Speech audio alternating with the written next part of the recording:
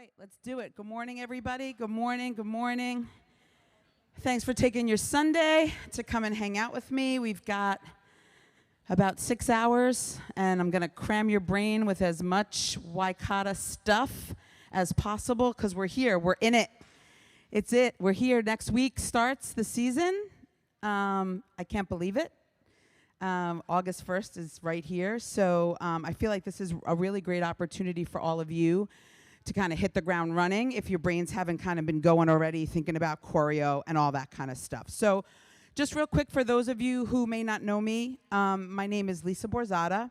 I'm the Associate Director for Rules, Scoring, and Education, Globals Coordinator, blah, blah, blah, blah, blah, a lot of other things that don't really matter today. I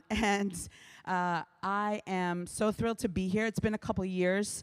I try to get out here for your league events and sometimes even get to regionals. So it's nice to see a ton of familiar faces and also some new faces. So I really like this to be as interactive and as engaging as possible. I'm funny as heck. I'm very entertaining, which you will soon see, and I'll be sweating as I already am. But it does kind of get boring, even as humorous as I am, to just have me up here just yammering on for the whole entire day. So ask questions, continue to ask questions. We've got some stunt groups here today that can help kind of with any kind of demonstration, which we'll be putting them through their paces in a little bit. And, you know, no question is silly or stupid or I shouldn't ask that. If you're feeling that way, you can always kind of catch me on one of the breaks as well. But a lot of times you might not be the only person with that question, and somebody may be a little shy to ask. So don't be afraid to ask the questions, and hopefully we'll get through everything and like I said, get you geared up for the season, okay? So first thing I'm going to do is go through the rule changes for this season. We'll do our Waikata educational series on Facebook Live in the middle of next month. I think it's August, like 15, 16, something like that. And we'll go through the levels. That'll be on the Waikata Coaches page. If you are already not a member of that, I would highly recommend that you join that page. It's actually a pretty cool community for the most part. You can go on and say like, hey, where are you getting your bows, or who are you using for this, and what are you doing with your music, and ask those types of questions. What we're no longer doing on there is I'm no longer approving any type of rules or video, is this legal posts.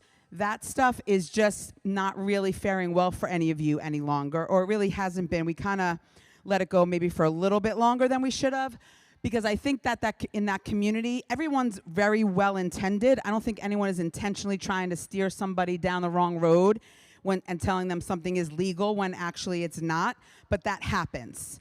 Right? And then we don't catch it, and then you run with that. You get your first yes, and you run with it, and then you get to competition, and now you're getting a deduction because in actuality, it is not legal. So we're not approving any of those. We have a very amazing process with Waikata where you can send your rules in on the rules question form. Katie has already gotten quite a few videos about legality already before the season's even started. And she does a really great job about returning and getting back to everybody pretty quickly. And then when we really get into the heart of the season or really start to get busy, we have what I like to call the safety ninjas. You can't see them. You don't know where they are. But we kind of put up the bat signal and say, come and help us. And then they review rules videos so that we can keep that that response time up to where you need it to be, because we understand that you need to make decisions fast, because you start August 1, you're competing somewhere early in October, and you just don't have that kind of time, all right?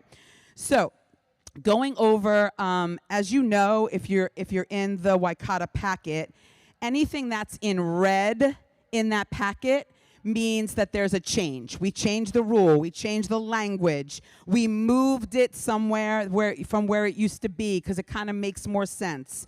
And as Katie and I go through this, and we start like, I don't know, maybe like January-ish, we start, you know, going through all of this and pouring through it.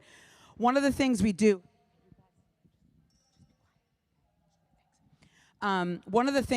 is we look at a lot of videos that come in, we look at frequently taken deductions, and we kind of say to ourselves, okay, how are we not doing a good job by explaining this?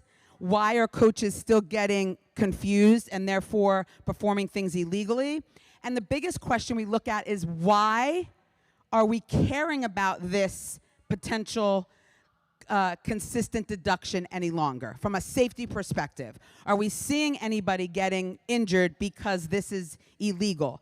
Based on how the sport evolves year in and year out, and we move, and you couldn't even imagine back in the 90s or whatever, some of the skills that you see teams do today. So we kind of take all of that, and then that's how the rules changes are born. So I'm not going to go through every single solitary thing in red.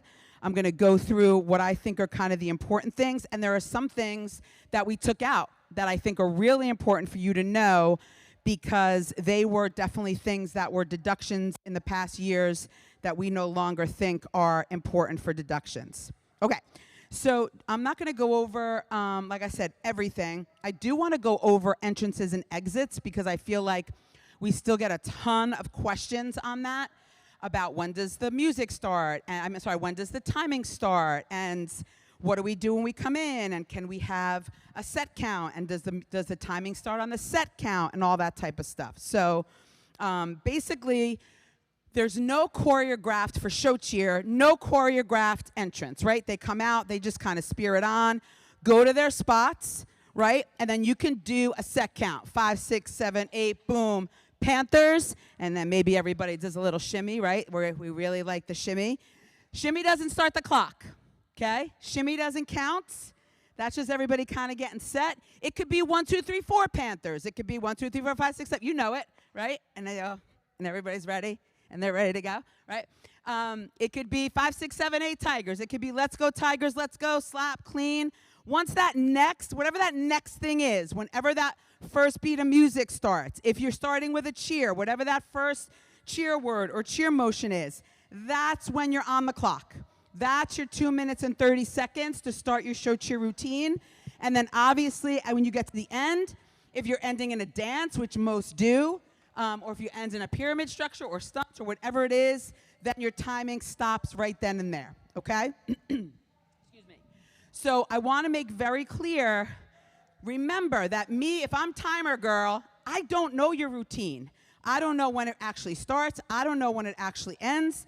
So there's always maybe a 1 or 2 second on the front and on the back where like my brain is telling my thumb, like hit the button, right? In the beginning and in the end. So for many of you, if you're getting your music done professionally, most of the time, even though they say it's a 2:30 routine, it's probably closer to 2:28 sound to sound, right? So you're in good shape there. But you got to be really careful. And if you are incorporating, let's say you're doing music, cheer, music, you have to really make sure that that cheer is timed out correctly so it doesn't pull you over, all right? You've got a 3-second leeway. We don't start looking at potentially taking a deduction until it's over 4 seconds. So at 2:34, now my legality, now I'm activated, right? Now I'm like, maybe my thumb was too slow, and I'll give you a warning, right? It's not a deduction I ever enjoy taking, but some go 2:41. And I'm like, what are you doing? I can't even, that's not my thumb's fault. My thumb is not that bad, okay? So make sure, and we had it at regionals last year. I don't know who it was, but they had music, then they stopped and did a cheer, and then they had music again, and then it stopped. And I'm thinking to myself, why? Why are you putting yourself in this stressful situation? And we'll talk about, when we talk about choreography and using the score sheet, we'll talk about cheer, don't cheer, what to do with it, and all that stuff later. But you really, it's like, it could be up to 3 points. That 241 is a 3-point deduction. I mean, at that point, it's like, come on, guys, let's pack it up. We got 3 points is a lot. You know, a lot of these divisions are close, tens of points, right? So if you're starting off with that type of deduction for timing, they didn't even do anything, you know? So you really, really want to make sure that you are focused in on that, especially when you're incorporating a cheer into your routine, okay? All right, moving along. When we talk about general safety, letter H. So I'll be honest, Katie and I kind of bungled it last year because in our head it made sense, but for some of the judges and some others, it didn't. So basically the rule is for this year, every participant has to start within the boundaries of the performance surface, right? You can't have somebody that's starting like 30 feet off because they're gonna come running in for the beginning and do this amazing cartwheel, right?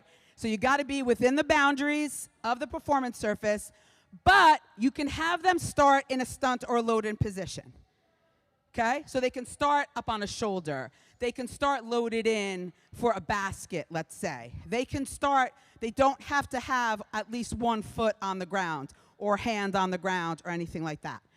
But just because you can doesn't necessarily mean you should. And let me give you this example, okay? I'm gonna use you guys now because you're here. Can we load in for a basket, both feet? So we're gonna start our routine, and it's gonna have this amazing high basket toss for that really starting off with a kick, right? So now we load in, and now something's wrong with the music.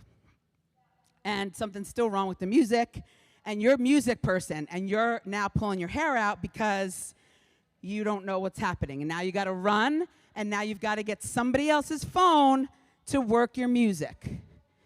And they're still here. And they're still here, and they're still here. Now they're stressed, and they're tired, and they haven't even done anything yet, right? So now we're still here. A coach is, you getting a little tired? A little bit, right? Right? They're still here. You can come on down. They get it, right? We're still trying to figure out, did I have the old edit? And right? And it's like, it's chaos. You're stressed, they're stressed, right? So it doesn't, just because you're allowed to, it doesn't necessarily mean that you should. You can easily start 1 foot, and as soon as that ding, ding, dip, boom, go. I'm still gonna be totally blown away by that awesome basket toss that you do or it says show and go in levels 2 and up, right? So, because remember, in level 1, you can't go past eye level, and as I call it, it's your show, no go. So you just wanna make sure that, think about it. What is that half a second? What is that 1 second gonna do to enhance that performance? And don't forget, airplane mode on your phone. Take the lock screen timer off. Check it. It's a lot of pressure. I don't know if you guys draw straws or, whatever it is to figure out who's gonna be that person. That is a lot of stress. God bless you. I wish you well this season. I really do. So again, it's something that we feel like can be done, doesn't necessarily mean that you need to actually do it. All right. We are talking about palms and props. So we've actually made palms a prop unto itself. So palms have been taken out of props. They're just palms.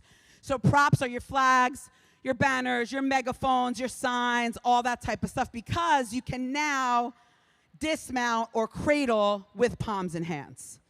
Okay, it used to be you had to get rid of them, right? We're seeing a lot more dismount cradles where the flyer's hands are inside or in, right? Not out in that T motion. And so we're feeling like even here, we're not seeing any bases that are getting, any injury from a palm getting in their eye or anything like that. And I've got asked this question yesterday, so I'll address it now. Judge-wise, I don't have a preference. Judge-wise, if you're cradling out or you're cradling in, I do not have a preference. My only preference is that every group does it the same. In the sequence, you may do some here and some here for whatever reason. Level 2, you may want to go here to help on a barrel roll. You may want to bring them in so that they're locked, they're a little bit more tight and hollowed out for a barrel roll, right? There's many different reasons, but you want to make sure that if everybody's out, then if we're out, everybody is, and if it's hands in, then everybody is. That's kind of where I care as a judge when I'm looking at like execution and synchronization and things like that. But it just means now that you can actually do those things with the palms in your hand. You don't have to discard them. All right? So none of those other things have changed in palms and props, but that is one thing. All right. Here's one you won't find in the packet any longer, and that was in K, which is jumps. And that was good old number 3, which said, if you get airborne off of the floor and you go to your knees, you must first bear weight on either your hands or your feet, right? And it was torturous as a legality judge because for us, I feel it's very, very performance-based. You have an athlete that adrenaline is pumping, and you've practiced it, and they jump up, and feet go down first, and then the knees, but they get into the competition, and they're so excited, and they're jumping up, and they're slamming those knees down on the ground, and now we're activated. Now I got to go back. I got to look at the video. How many of them were there? If it was just one, was that the intention? Were they too excited? Am I giving a warning? And a lot of times, even though I'm a co-writer of the rules, I am more about path to legal and not taking deductions than most. We have a lot of judges out there. God love them. I love them. I love them to pieces. I love them like my own children. But they are like, we're going to take stuff off today. Let's see what we can do to deduct these kids. And I'm like, why? You're not working on commission, right? They don't work on commission. They don't get extra because they found so many deductions. It doesn't make you a better judge because you find things. You know what I mean? They have it in their brain, and some people get stuck on that one. And every time somebody goes up in the air, they're like, locked in. Did those knees touch first? You know, and we're like, why? And honestly and truly, cover your ears. Cover your ears, all of you. In 30 years, when they need knee surgery, we're not going to be around. Can't say it was us. Can't prove it. Can't prove nothing. No, I'm just kidding. But we're not seeing injuries, right? We're not seeing any injuries from this being performed, okay? 30 years from now? I don't know, maybe. But not now. So we'll keep an eye on it. If it gets like too flagrant, you know, but obviously it's just something we took away so that it's an unnecessary deduction in our minds. In our perspective, it's not something that needs to be deducted, okay? All right, moving along. I'm coming to you guys really super soon, I promise. All right, we're going to get into now tumbling. If you remember last year, we added the spotted and assisted tumbling, right, which I think was great, mostly for level 1. I think it was allowed for a lot of creativity in your choreography. Fantastic. The issue we're having is like, oh, it's spotted assisted tumbling. I'm level 1. Let me spot this standing tuck right here, which you cannot do. Right? It's only assisted tumbling that is allowable for your level. Okay? So that is more clearly stated in the rule this year. And when we get to level 1 in just a little bit, when we talk about the new ground level to ground level inversion, I'll explain how that assisted tumbling and that ground level to ground level inversion kind of bridges a gap for another potential deduction that we were seeing last year. Because when does it go from assisted tumbling to inversion when a stunt group starts to engage with that tumbler, right? So we'll go over that in a little bit. So that just says that. In stunts, we didn't really make any changes, just more about clarifications. Now, I know a lot of you don't have the packet in front of you, but when you do, and you see that red, you're gonna see a lot of red yet again. Is that me?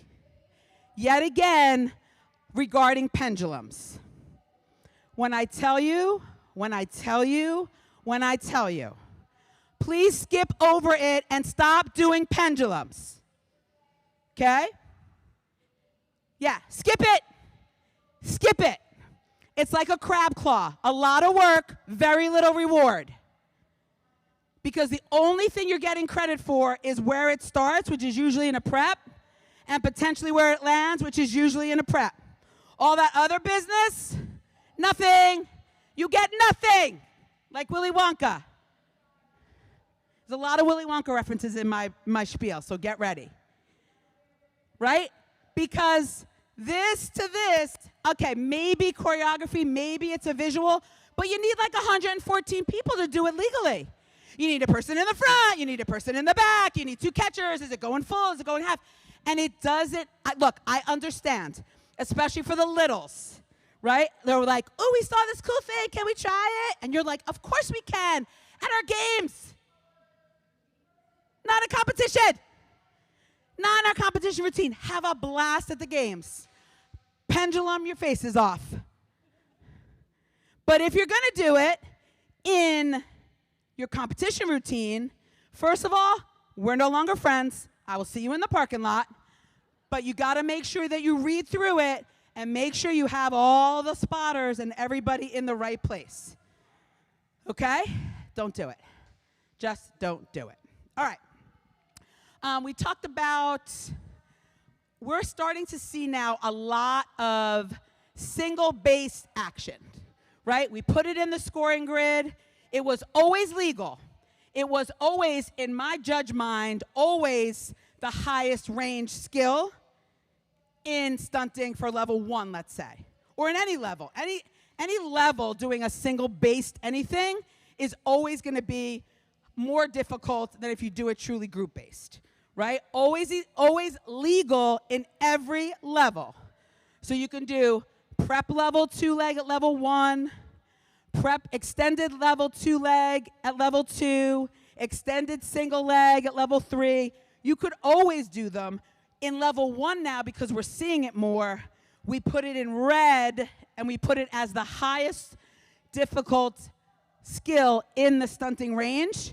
And what happens most of the time is, like I said, you see red and everybody's like a bull, and it's like, go to the red thing, go to the red thing, do the red thing, right? Because that's the hard thing. And I get it. Totally get it. But you can do other things in that range and still get in the high range. You know your athlete's best. Level 1 is a little bit more manageable because it's all at prep level, right?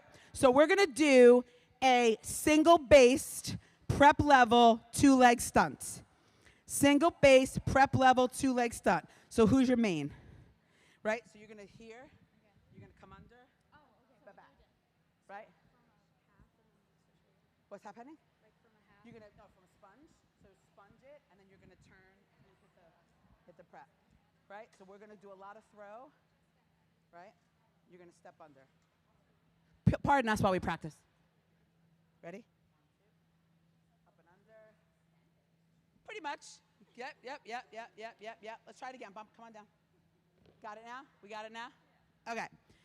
There's many ways you can get into a prep level 2-leg single base stunt. This is just one of them.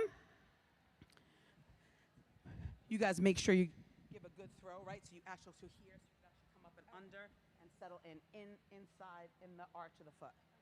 And then maybe a finger on the heel.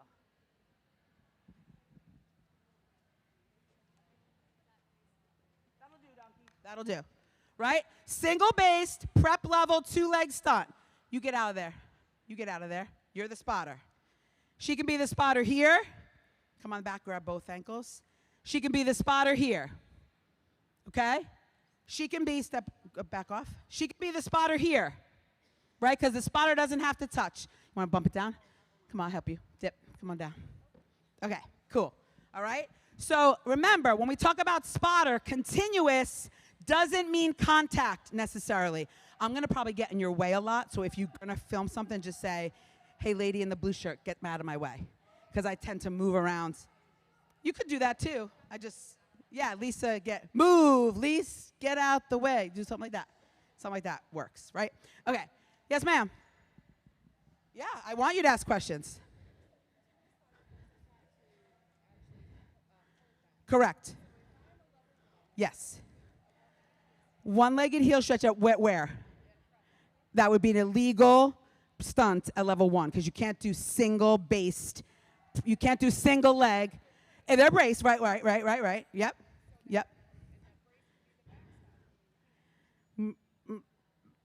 That's a pyramid. Yep, that's a pyramid. That's not a stunt. Okay? So she's a bracer. She's not a spotter. We're going to do it. Let me do it, and then we'll talk questions from there. Okay? So I'm going to get to you in a second. Let's go through this. So the question is, like, at level 1, let's go through this. Even though we get into the levels grids yet, we're going to do it because this ties in a lot, and we see this a lot at level 1. Level 1, prep level, 2-leg, single base stunt, which we just did, is legal because it's 2-leg, right? There is no single leg at prep level stunt in level 1. It's illegal as a stunt, okay? So anytime you have a bracer that's holding onto that flyer, whether they're on the ground, whether they're in a thigh stand or a shoulder sit or another prep, that is considered a pyramid, and in level 1, you can have a single leg pyramid at prep level, okay? So let's do, remember the one I told you before, the shape, right? And you're gonna dip, and you're gonna go up to a lib, your main base. Yeah, and then you're gonna be one under and one on the leg. This, yeah. Yeah, you're just normal. I mean, I don't know you very well, so maybe you're not just normal, but yeah, that foot, nope, that foot. Yeah, you're gonna stand, yep. Whole time. Okay, so this is the one that we're starting to get a lot. Go ahead. 1, 2. Stand all the way up. There you go. Got it? Okay. This is a single leg prep level pyramid because she is the bracer and she is the spotter here. Okay? She cannot do both. She cannot have a hand here for spotting and here for bracer. Come on, dip down. We're going to do it again, so come on and dip down. That was awesome, you guys. So awesome. Everybody good? Okay? So there's again, the what we're looking at right now as the side base actually becomes the spotter. I'm going to stand, sorry everybody, I'm going to stand back here so you guys can take all your video. Right? So what we're doing as the side base is considered now the spotter, and what we see as the back spotter is considered the bracer. Go. That's okay. I get paid the big bucks for eloquence. You know, it's okay. It's all right. I'll flub all over the place. Don't worry.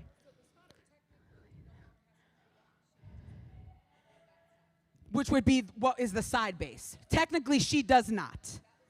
Yes. Right. So technically, in any situation, I got you now. I got you. A little more caffeine will be, yeah. An IV. Right. No, just teasing. So what the point is that continuous doesn't mean contact. Can we do that again? Let's do the same thing again. And I want you to make sure you stand straight up. Don't lean back on your bracer back there. Okay? So what you're saying is, can you step away? Totally away. Totally away. Totally away. Okay? What you're saying is, technically I could do this. Most of the time, come on down, pop down. I mean, a lot of the time, like Selena, I mean, I could, but why would I want to, right?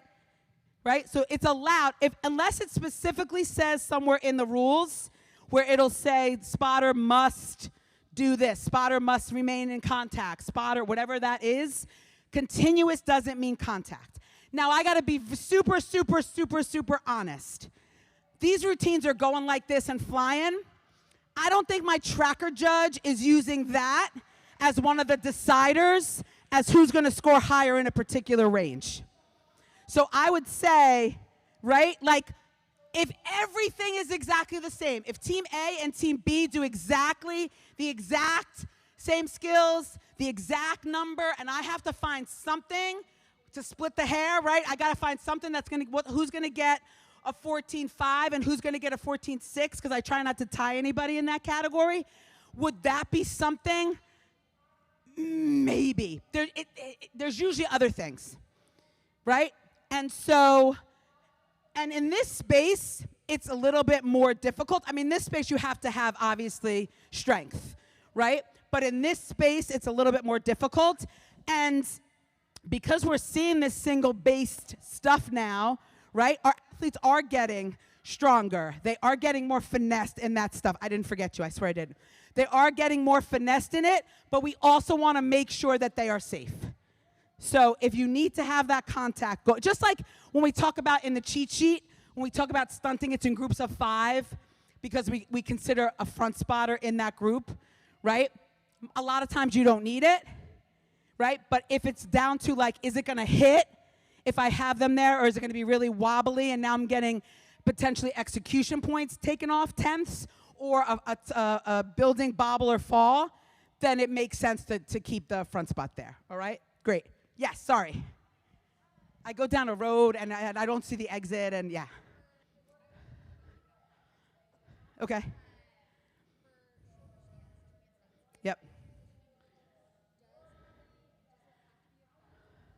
Yes. Let's clear up all the confusion. Shoulder stand, we're going to do two things with that. Great question. Two things with that. First of all, a shoulder stand and a two-leg prep level stunts are two different things.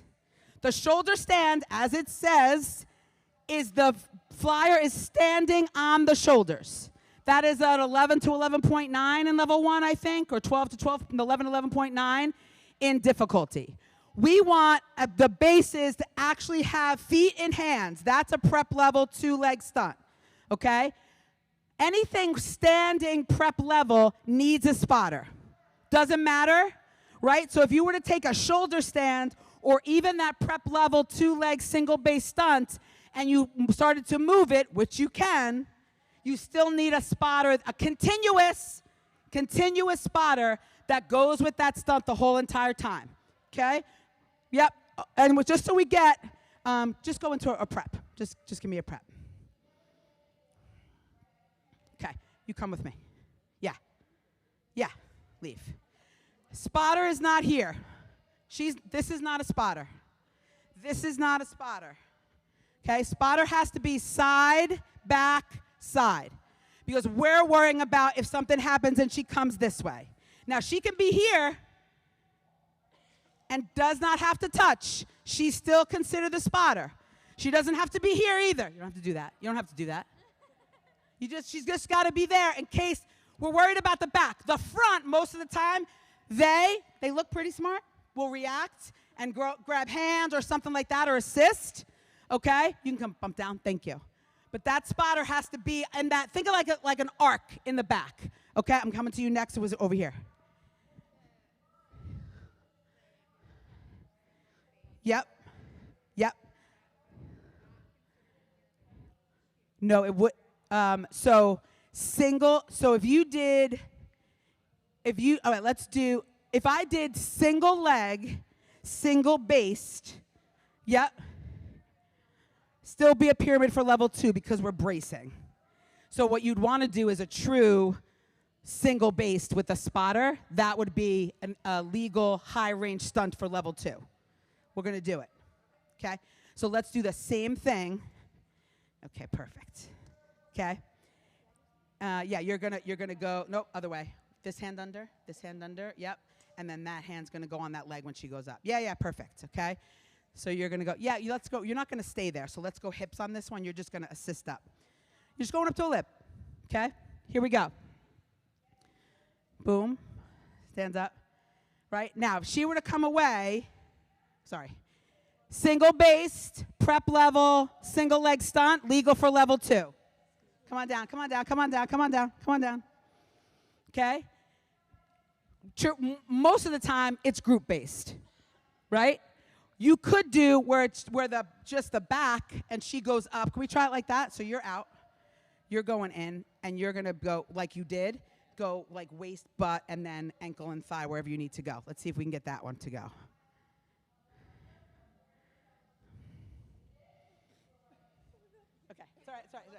It's okay. Okay, so you can do it that way. There's that option, right? And again, that's going to be the highest range for level 2. That's the highest range stunt skill in level 2. But if you did it like we did before, again, in level 2, it still counts as a pyramid anytime they're braced to somebody on the ground. Okay? All right. Question there? Yep. Shoulder stands.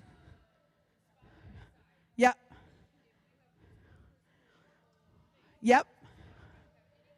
Nope.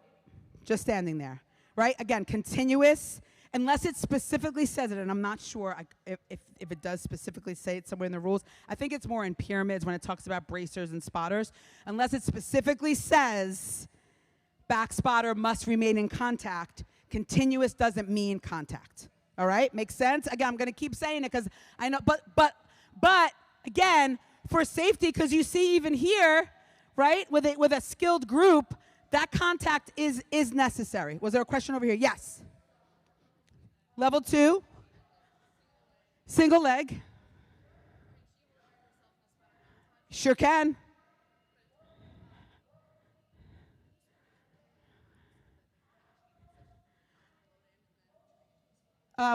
But if it's below prep level, right? It starts below prep, right? So if she's going, I'm side base the whole time. I'm going base to base, right?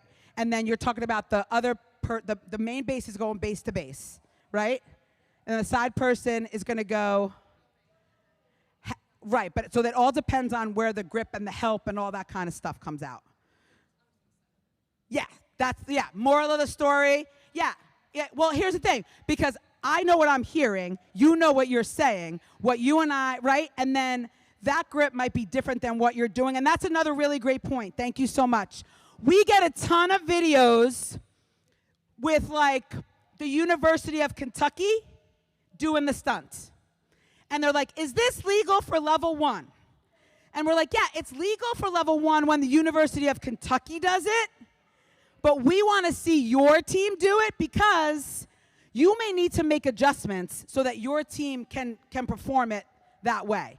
And in making those adjustments, you could do something that then makes it illegal, right? So you can send it in. If you want to send it in and say, hey, we're going to work on this. Would this be legal for level 2? Katie will say yes or no. Now you work on it. Once you get it worked in, send it back. Say, okay, this is what we did with it. It doesn't have to be perfect. Katie is not looking for execution to be fantastic. You want it good enough so that we can actually see the grips. We are not posting this anywhere to say, oh my God, look at this execution. The only way we're doing that is she is sending me them in text and we are laughing at you. But other than, no, I'm just kidding. But other than that, we're not sharing those videos unless she says, hey, I want to use this in some instructional blah, blah, blah. Do I have your permission? So don't worry about the execution when you send it in. Only in that we want to make sure it's executed well enough so that we can actually see the skill. Got it? Okay? Awesome questions. Very, very, very, very good. This gets a little murky. And again, we're not trying to make a narrow road for you to be like legal, illegal, but there are levels to it, right? There are things that are like, if you do it this way, it's legal, but if you do it this way, it's illegal. And we continue to work to try and make that path a little wider so you're not walking a tightrope on those things, right? And appreciating how, look, your creativity, your ability, we say, here are the rules. They are black and white. Do not do anything besides what we tell you. And you go, but what about this gray? Like, there's this little gray here. Like, I'm thinking, if I do that, is it still legal? Right? And that's what grows the sport. That's how we advance in skills. That's how we say, we're going to let level 1 do bigger things now. So don't stop doing that. We just have to put it up to our litmus test to kind of say, where does it fall? And we can't really be too interpretive, especially when we're in season. We can't be like, well, our intent was this, but we really mean this, because that's just never going to work. And we're never going to convey that to every single solitary judge out there, and it's going to lead to a ton of frustration on both of our parts, okay? So keep sending those in so that you're clear on what you can actually do. Keep being creative, okay? But at the end of the day, if you're looking to compete and contend, you want to check those boxes. And again, we'll talk about that in a little bit. So one of the reasons why I don't love let's do the original one I did, which was the handshake grip. You're going to be the spotter. You're going up to the single base. And let's turn it to the side. Let's start that way. Start facing the side, right? One of the things that gets me nervous about this when you're talking about it, especially in level 1 for a pyramid, is that, and if you saw the first time they went up, and that flyer starts leaning, can you lean back to your bracer a lot? Starts leaning back to the bracer too much, right? I get activated then because, all right, so stand back up. You can bump down. I get activated then because the role of a bracer is that you should never be providing primary support to a flyer, okay? Now, look, we all know, especially with spotters and with bracers, in many times, that stunt that's being braced wouldn't be able to stay up without it. We know that. We know that there's some primary supportage happening. But that's like blatant. That one is like, I know for certain that if that bracer were to step away, she's going down, right? So that's why I want you to be careful in that one, Because and we'll do some drills later to help the flyer start getting comfortable with being up over themselves and not leaning back, right? But that's the one that gets me concerned when I have to start looking at it for legality, because that does sometimes happen. So just be mindful of that as your choreo brains are starting to go bonkers. Okay. Let's see. That's all I have for general safety. We'll get into the levels in just a sec. Oh, good, we got time. Anybody have any questions about general safety? We can always go back, so don't worry if something comes to you while we're doing things. I can always go back. I just like to, if we can stay here while we're here, it keeps continuity. Yes. Level 1, when they're in a pyramid. Yes. Yes.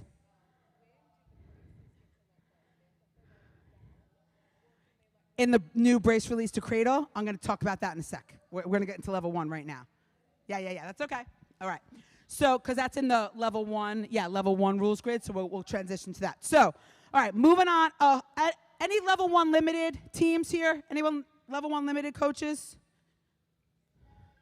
Beautiful. Moving on to level 1. Level 1 coaches, yeah, right? Yeah. Okay, all right. So, level 1 probably gets the biggest changes this year. And so a couple of things. First off, I'm just going to switch over to scoring for just a quick minute. But in level 1 now, dismounts, please hold. Dismounts are now a set score, which means if you do the minimum amount of quarter turn cradles that is required for your team, you automatically get the 5. Okay, so we're not counting quarter cradles anymore. If your number's 4 on the cheat sheet, you do 4 quarter cradles, whether it's cumulative or one at a time throughout the routine, you're getting the 5. We're moving it along, so get them done and get moving. I don't need to see them anymore. You can do other things in your stunts and your pyramids and transitions and do other things with that time. And we'll talk a lot about how we're wasting too much time in our routines when we talk about choreo and using the score sheet in a little bit. Okay? So that's the first thing. Now, let's talk about the ground level to ground level inversion. Big one, right? And essentially, it is what it says it is. The inversion starts and ends on the ground. Did you guys do any of these yet? Okay. So let's do...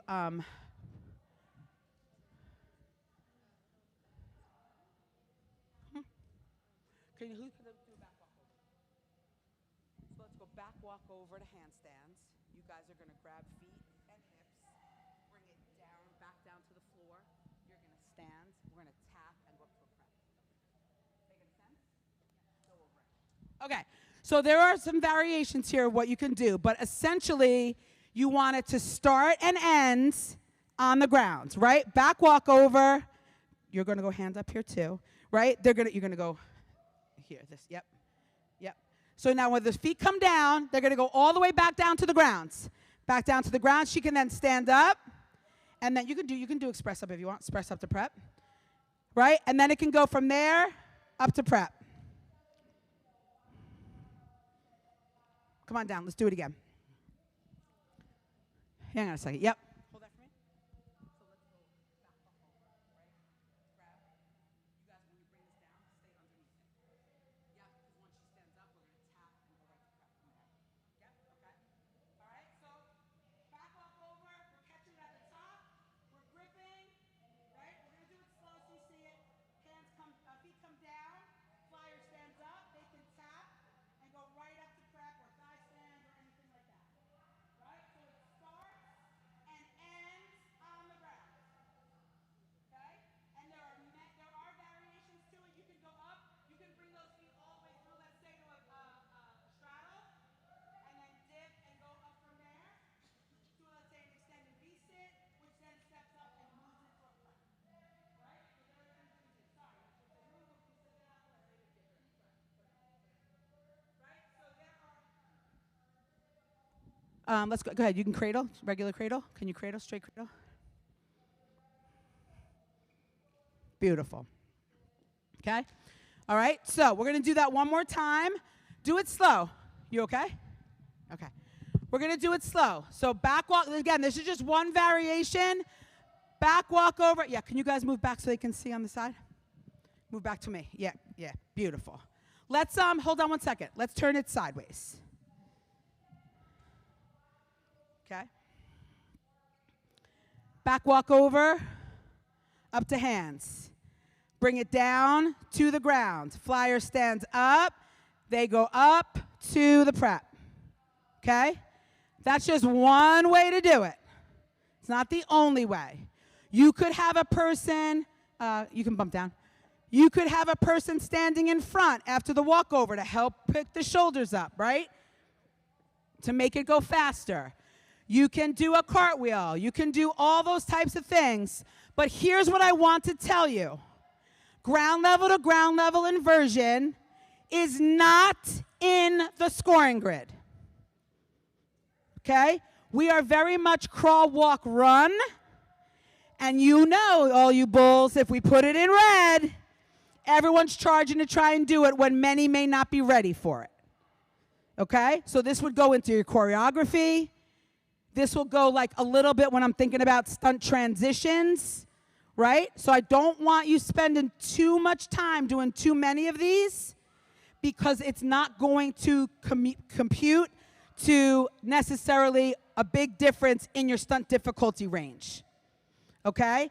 What it does is, for your purposes, is it does bridge the gap between, especially in level 1, between what is assisted tumbling and when it becomes an illegal inversion, because once those bases get engaged to start wanting to build something, now we look at it as a stunt and we go, that's an illegal inversion because you can't do it in level 1. So now you can do it in level 1, so now you're not getting a deduction there, and you can still do the spotted and assisted tumbling. Does that make sense? We had a little bit of a gap there where we still was giving the judges a little bit of room to be like, no, that's illegal. And so we wanted to take it, and we wanted to make sure that we kind of wipe that out so there's no thought of that, okay? So, everybody good? Okay. Are they punished? They go and think about what they've done? Kansas needs them? Yeah. Okay. So that is big in that it's allowability. And again, for us, in terms of path of progressions, it starts getting them ready in level 2 where they can then do ground inversion to below prep, which we'll talk about in a little bit, and when we go into level 2 stunting. But that one is definitely one that you should start working on, and it does have its place in terms of choreo and visual if you want to work it into the routine, okay? All right. So now, even though we just lost our group, we do have what we've done is we've moved brace release to cradle. Okay, we've moved that down from level 2, and we've brought it down to level 1, right? And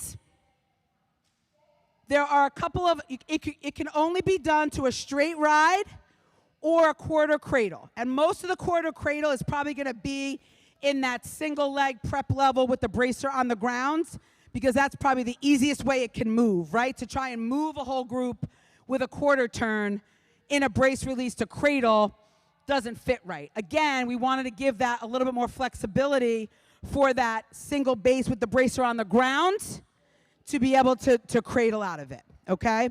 So, I'm gonna need somebody else. Hold on, let me see if I can get them back just for like a little minute. Stand by, everybody.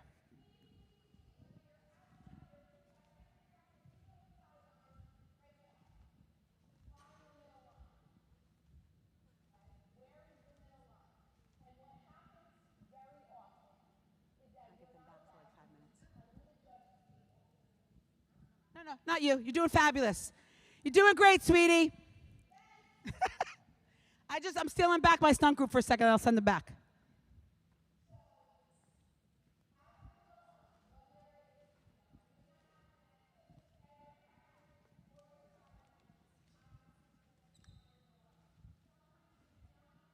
Okay, so we're going to do 2 preps, okay?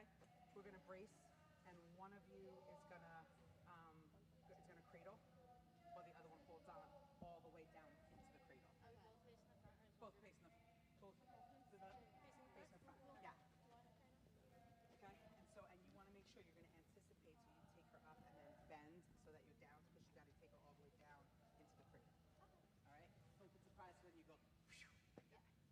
Okay, so brace release to cradle in level 1 in a straight ride body position only. No kicking, no balling, no nothing, okay?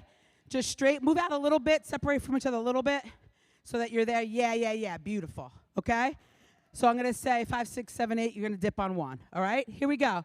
5, 6, 7, 8. 1, 2, 3, 4, 5. All the way down to here, okay? All the way down to here is that brace release to cradle, okay? And then come on down. We're going to reset it and do it again. And then from there, if you want this to go back up to something else, right, it's got to go to a sponge first, because remember, level 1, there's no release moves other than cradle to sponge load in, or bases have to grab the foot and then J it back up to either prep or to extension, because then it's not released, right? Because then the bases still have that foot, so they're not released from the performance surface, okay? So we're going to do the same thing. Before we do that, can you two come forward? I get this question a lot. What do you prefer? Can you go flat arms for bracing, right? Do you prefer this? Let's do a twirl. Let's show the audience. Let's show the audience. Do we prefer this? Keep going. Do we prefer this? Or now can you grab? Or do we prefer this? What do we prefer? Grab. Grabbing or grabbing. What do we prefer? For me, I have no preference. I lean a little bit to, I'm going to step in here. I'm going to be the flyer now. I lean a little bit to the grip. Here's why. This is super pretty, right? This is super pretty. But when this becomes this, now I'm activated legality brain, right? Right? And because of your athletes, especially the younger ones, they may think nothing of it. We were just told to do this. They may not understand the why, where I feel like this, sometimes it kind of grounds them into like, must hold on, never let go. I don't care if I fall on my face. This is staying. I'm not getting a deduction for this, right? So your call, your choice, your preference. Yes, come on back, right? I know sometimes it's easier to slide this way, but it's just as easier enough to slide. Like, you don't have to be like clutching them, leaving marks like I'm about to do, right? You don't have to like, but to have that so that if it does start to go, at least it's giving me some reason to hold on, right? Where the this can easily go to the this. So we want to make sure that we're, and you know your athletes better. You know your team better. And as they get older, they may feel more comfortable, and you may feel more comfortable. As they move up in the levels, it may be better. But just keep that in mind when you're starting to put these together, okay? All right, so let's do the brace release to cradle again. And then can you guys, from the cradle, take that sponge and go back up to extension? You got to remain in contact with her, all right? Okay, so we're going prep. We're going to go brace release to cradle. They're going to reload to sponge and go back up to the extension. What happened? Ready? Here we go. 5, 6, 7, 8. 1, 2, 3, 4, 5. Sponge 7. 1, dip 3, up 5. Bang, go. Okay? Held on the entire time. It's braced. It's legal. You can do an extended 2-leg stump braced on one side in level 1. Let's bump down. Okay? All that stuff is legal. And in those pyramids, it says somewhere in there that the bracers, they must remain in contact until the downward blah-de-blah, the blue blah-blah, and all that kind of stuff. But specifically in the brace release to cradle, that's got to stay all the way down to the cradle.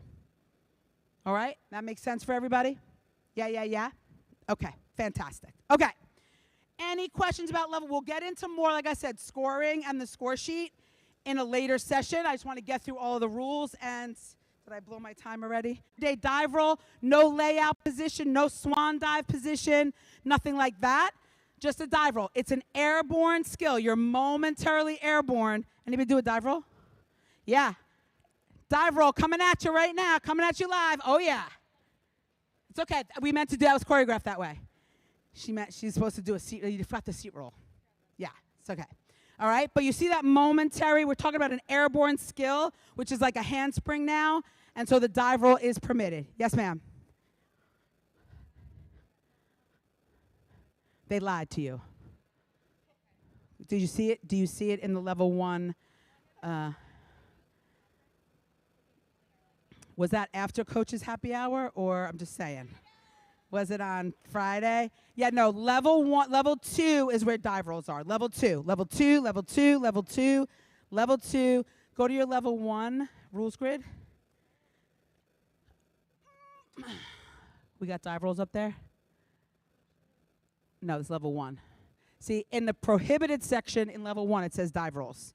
Prohibited, not allowed. No bueno. Yeah. So somebody may have misspoke, but it's in the rules. Level 2, dive rolls, right? No swan, no laid out position. Running handspring series is still allowed. We'll talk about that in scoring in a little bit.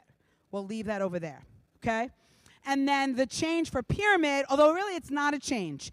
Last year, level 2, you could do the brace release to cradle. You could do it braced on one side, and you can do tricks. You could kickity kick, you just can't twist, right? And I know this leads into a little bit of scoring, but from me to you, let me tell you, after that first kick, I don't really need anything else. I think it starts to look ugly, quite frankly. Because it's like kick, and then you're already in the cradle. Because you can only extend so far when you're holding on to somebody else. So give me I'm good with the kick. It just needs to be one, right? And because you're in there, the kick would be the only, I mean, you could do a toe touch. I guess you could, but it's got to be pretty. And a lot of times on that, right, the butt goes down, so it's like, toe touch, right? So maybe that's, it's not anything that's knocking my socks off enough in pyramids to be like, ooh, yeah, let's give them 5 extra points for doing a toe touch with a brace cradle, right? It's just giving them some more stuff. Yes? Yes. No, I'm just talking about if you're doing the brace release to cradle, you can do tricks. In a dismount, right, a standalone stunt, dismount, you can also do a toe touch. You need them? Okay. You can also do the toe touch. We're going to talk about those when we talk about scoring and all that kind of stuff, because I have a lot of opinion on that. Ball cradles, you should all be ashamed of yourselves. So we'll talk more about that when we get into the scoring and whatnot. But a standalone stunt, you can do the toe touch. You don't need the bracer. In the pyramid, if you want pyramid difficulty points, then it's braced. Then you may want to do, I don't love the toe touch. I'm saying you can do it. I don't love it in this scenario. It's better in the dismount. Yeah. All right? Okay, any questions level 1 and 2? And general safety. All right, we're going to take our break here. I think we just got right up to 11. Right? What do we come back in like 10 minutes? Right? Okay. So I'll see you back here in 10, and we'll do the next thing, whatever that is supposed to be. I'll go look at my sheet right now and make sure I remember. All right? Thanks, everybody.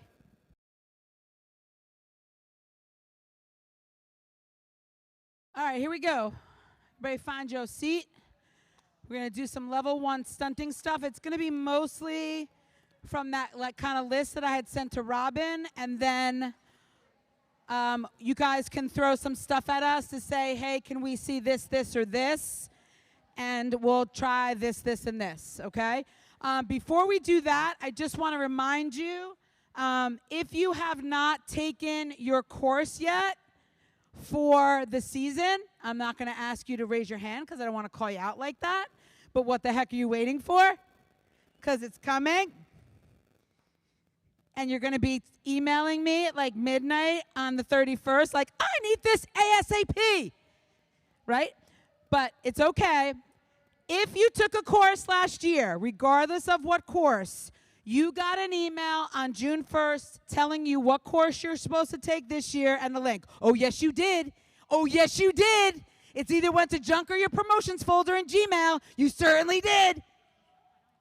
Don't tell me I did it personally. I sent them all out. And when you come and you email me and say you didn't get it, I can look at my system and say, you got it, you opened it, you clicked on it. Don't try and tell me. But if you cannot find it, it's okay. Email me at support@waikata.org. and say, hey, Lisa, I know you sent this out to us on June 1st and gave us so much time to get it done, but I've waited till the last minute because, hey, I have a life outside of cheerleading, you know. Just because you don't doesn't mean it's important for everybody. Could you please resend me the link for whatever course I have to take, okay? And if you would also, please put your full name. Many of you have many different email addresses. And if you just say, yo, I need my course, and your email address is like slinkybabybibibobby97, and I don't have that in the system, and I don't know who you are, then we got to waste more time. Because I'm like, hey, slinkybibbybobby97, what is your name? And then I got to go and look that up, okay? So as much information as you can give me, the quicker I will get it back to you. When we're done here, we'll go back to the hotel. I'll check my emails. I check my emails like all day and all night. We traveled yesterday from Jersey because we had a clinic there and came here. So I didn't do any of that like late into last night or this morning. But I will get back to you ASAPidly, okay? And so you want to make sure you got your courses. I send out course reports to the RCDCs every week. And when you book check and all that stuff is coming around your way soon, right? I don't want you to be panicked. Also, if you Googled like Waikata 101 or 103 and all that kind of stuff, and it took you somewhere, chances are you probably took the general course, which is not going to have the Pop Warner in the name of the course. And so I don't really want you to have to take another course. I do, in all honesty, jokes aside, I do understand that you don't always have that kind of time. And I do understand that you just took the time to take that course. So I'll just, again, send me your name, and I can go in and update the course to show Pop Warner that it's the Pop Warner course. And then you're all good to go. And then I'll make sure I also transfer you over to my reports that go to that, okay? Because I get it. And even if you're going through and you're like, next, continue, I'm going to be honest, it breaks my heart because I do all the content creation for those, and I put a lot of work into them. But it's okay. But even if you do that, you still need to get that certificate completed, right? And lastly, if you just repeatedly take the 101 course every year because you're like, I really don't care and I don't want to be bothered, I mean, I guess it's okay, but there is education and there is more in the 102s and the 103s, so you're not kind of really learning anything. And again, I guess it's all right because your name shows up on the report, and I can't really tell you what to do, but I would say if you are looking to become a better coach and improve your team and all of that, the 102 and the 103 definitely have more meat in them for you to do so, okay? So that is the end of that story. Okay, so let's talk about level 1, and we're going to talk about some of the high range skills first, so that, because those are the things that we, again, let me say this. There are success in Pop Warner Cheer comes in many forms, right? For many of you, the success could be in finally getting a team to compete at your league competition. Whether that is, if that's the goal for you, whether the goal is to move from league and get to regionals, whatever your goal is, whatever success looks like to you is totally fine. When we talk about competitive success, obviously, we're talking about what is it I need to do to give my team the best chance to win, right? And that is a lot of what we talk about here, because that is, I would imagine, why many of you are here, okay? We can say winning isn't everything, and okay. And again, in this youth cheer, and in Pop Warner, whatever your level, maybe it's just getting them a really great halftime routine. And all of that is okay. But from a competitive success standpoint, we're going to try and give you some of the things that I hope will compute to that competitive success. All right? Ask your questions, ask for the variations, ask for them to do it again, ask to turn it to the side or the back or the front or whatever it is, okay? And we'll continue to do that. So starting with the high range level 1 stunt skills, right? Single base, waist level, single leg stunt. One base, one flyer, that's it. Single base, waist level, single leg stunt. Other than the single base prep level 2 leg stunt, this is the highest stunt in level 1. Looks easy, it's not. Right? It can be, but it's not. And when we talk about scoring in a little bit, when I start yelling at all of you for putting in 812 jumps in your level 1 routine when you only need 2, and you're doing it because you're trying to kill time, that is something you can do in its place. That is a quick hitter. That is fast. You can do a lot of them in a short amount of time and gain major stunt difficulty points. Yes. Whoever told you that lied like a rug. Who was, I want to know, well, who? Yeah, so that's kind of like an all-star thing. It's not an us thing. A lib, 1 bajillion% is still considered a body position here at Waikata. And that's good to know because, like, we have presenters from all over the place, and it's nice to always gain some different perspective, but sometimes it gets a little funked up in the, funked, I said funked. I mean, it's not above me to say the other thing, but I know where I am now. But it's good so that I understand that, so I can kind of beat him with a stick and tell him don't say those things anymore, okay? So, yeah, so just to be very clear, we still consider a lib to be a body position, okay? All right? If they have to stand on one leg to do it, right, we still consider that a body position. Now, in none of our scoring grid, although we talk about multiple body positions kind of moves you up in the range, we never talk about like must do X amount of body positions in order to do this. We talk about as a variable, as an enhancement, multiple body positions. So if you're only doing libs, let's say, and I have to compare you to a team that does libs and an arabesque and maybe a stretch, then yes, that team is probably going to score a little bit higher because they are using multiple and varied body positions. But the liberty still counts. Yes. Well, not really, right? Because the hitch is really I mean, look, in my brain, am I going to give you a little something? I don't know what it is. Is it 1/1000th of a tenth? I don't know what that number is. But you're varying, right? Instead of just standing the whole time, you're giving me a visual or something. So yes, but not, not as compared to. Yeah. And then, like, I've been starting to think about this because a lot of times I'm like, that's going to go into choreography. That's going to go into choreography. And I'm like, damn, we're putting a lot of weight in choreo, man. So I want you to think of that also when you're putting these routines together about, especially in the top of that score sheet, that a lot of the little intangibles that we don't really have a spot for at the bottom do go into that top number. So you want to make sure that when we're sprinkling in there that you've got enough in there to really also get into the high range for that choreography, okay? So it's hard. I can't say, like, if you do this, it will get you this points because of the comparative part, which we, again, will talk about in a little bit. But I am, Willy Wonka reference, the Veruca Salt of cheerleading, okay? I want it all. I want it now. And I want it to be great. Okay? So when you're thinking about it, you may want to say, what would Veruca do?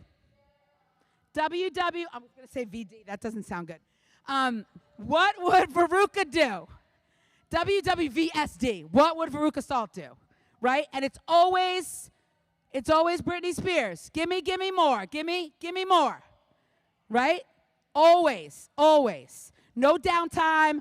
All gas, no brakes, okay? Go. All right, so single base waist level, again, quick hitter.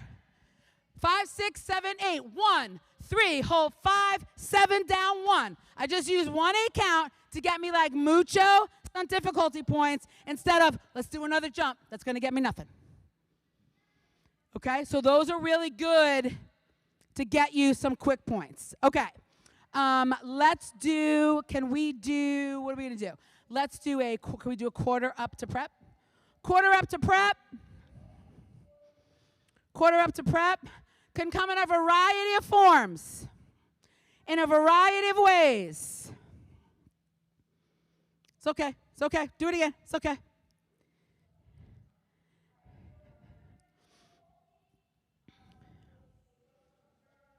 Okay. All right. Hold on.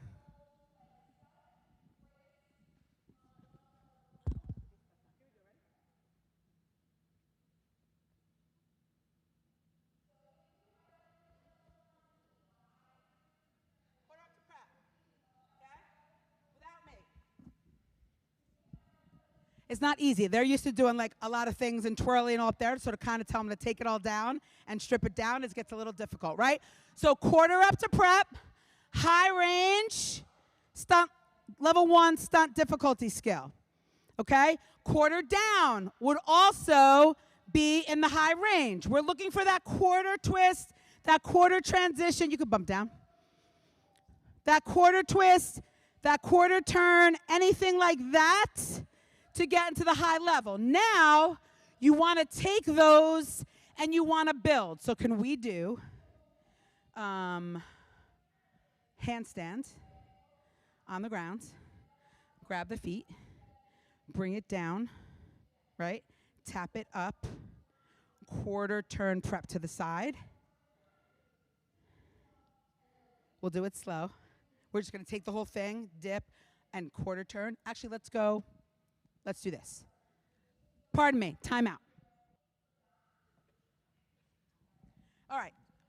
So, the ground level to ground level, just for fun, right? They're going to bring it back down to the grounds. It's going to go into a load-in. Push off, babe. Go into a load-in. Go to load-in position, right? We're going to dip, and we're going to quarter turn, prep to the side, right? And then we're going to quarter turn, cradle to the front. Not bad. Okay? So you have your ground level to ground level inversion, choreo, visual, boom. Right? You sponge in, quarter turn to prep. Quarter turn to prep level 2 leg is a high level stunt difficulty. And then the quarter turn cradle, which is again, the minimum here gets you the maximum, because you only need to do those based on your quantities one time. Okay? All right. So now let's turn it sideways.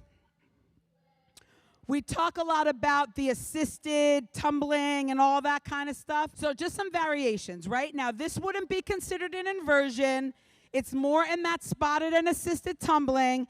And as a reminder, any of the spotted and assisted tumbling that's done, right? Any of the spotted and assisted tumbling that's done does not count towards your tumbling difficulty. The only way for that to count is if the athlete is doing it independently, all on their own. So it's another thing you want to consider. If you're doing all these back walkovers and front walkovers to get into these stunts, that's great, but they do not count towards your tumbling difficulty. They've got to start and finish that walkover all by themselves. Okay? All right, so this it would be cartwheel. They're going to let the first leg go through and catch the second leg, right? And then they're going to J that up or push it up to then do a quarter turn, okay? We're hopeful. Yep, beautiful. She's no longer inverted because that foot's down. Remember, our definition of inversion is both feet over the hips, over the head. So she's no longer inverted. Sponge. Boom, dip to the front, yes, okay? Now, they could dip, drop this down to single base waist level, right? They could dip, drop it down to single base waist level lift. Can we do that? Ready? 1, 2, dip, drop it all the way down, step away side. That's okay, they're not ready for it. Right? So now you went up there, you brought it down. That's another high range skill. And then what I would do is I would bring them back in, dip and quarter turn and bring it back up again. So now you have like 3 or 4 different high range stunt skills in that one stunt sequence. All right? Okay. So this is more, again, more of a visual. We're going to go round off.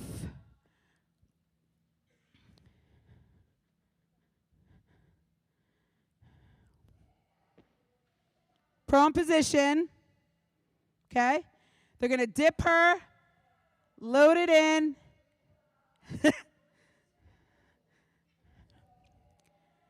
Single base waist level. Right? Bring it back in. Dip. And go to prep level, 2-leg, single base stunt. Ish.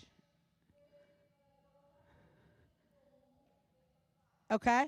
So you have some variety here. The only thing we got to change on that in level 1, come on and bring it down. I got you.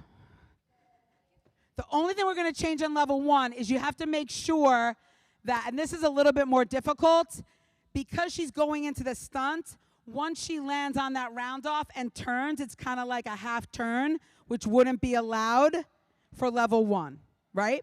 So you could do some fun things, right? You could go there. You could go quarter, where they catch her like this, right? So they can quarter it, and then quarter it again, and then go up and do that stuff, right? So let's just try it. I know.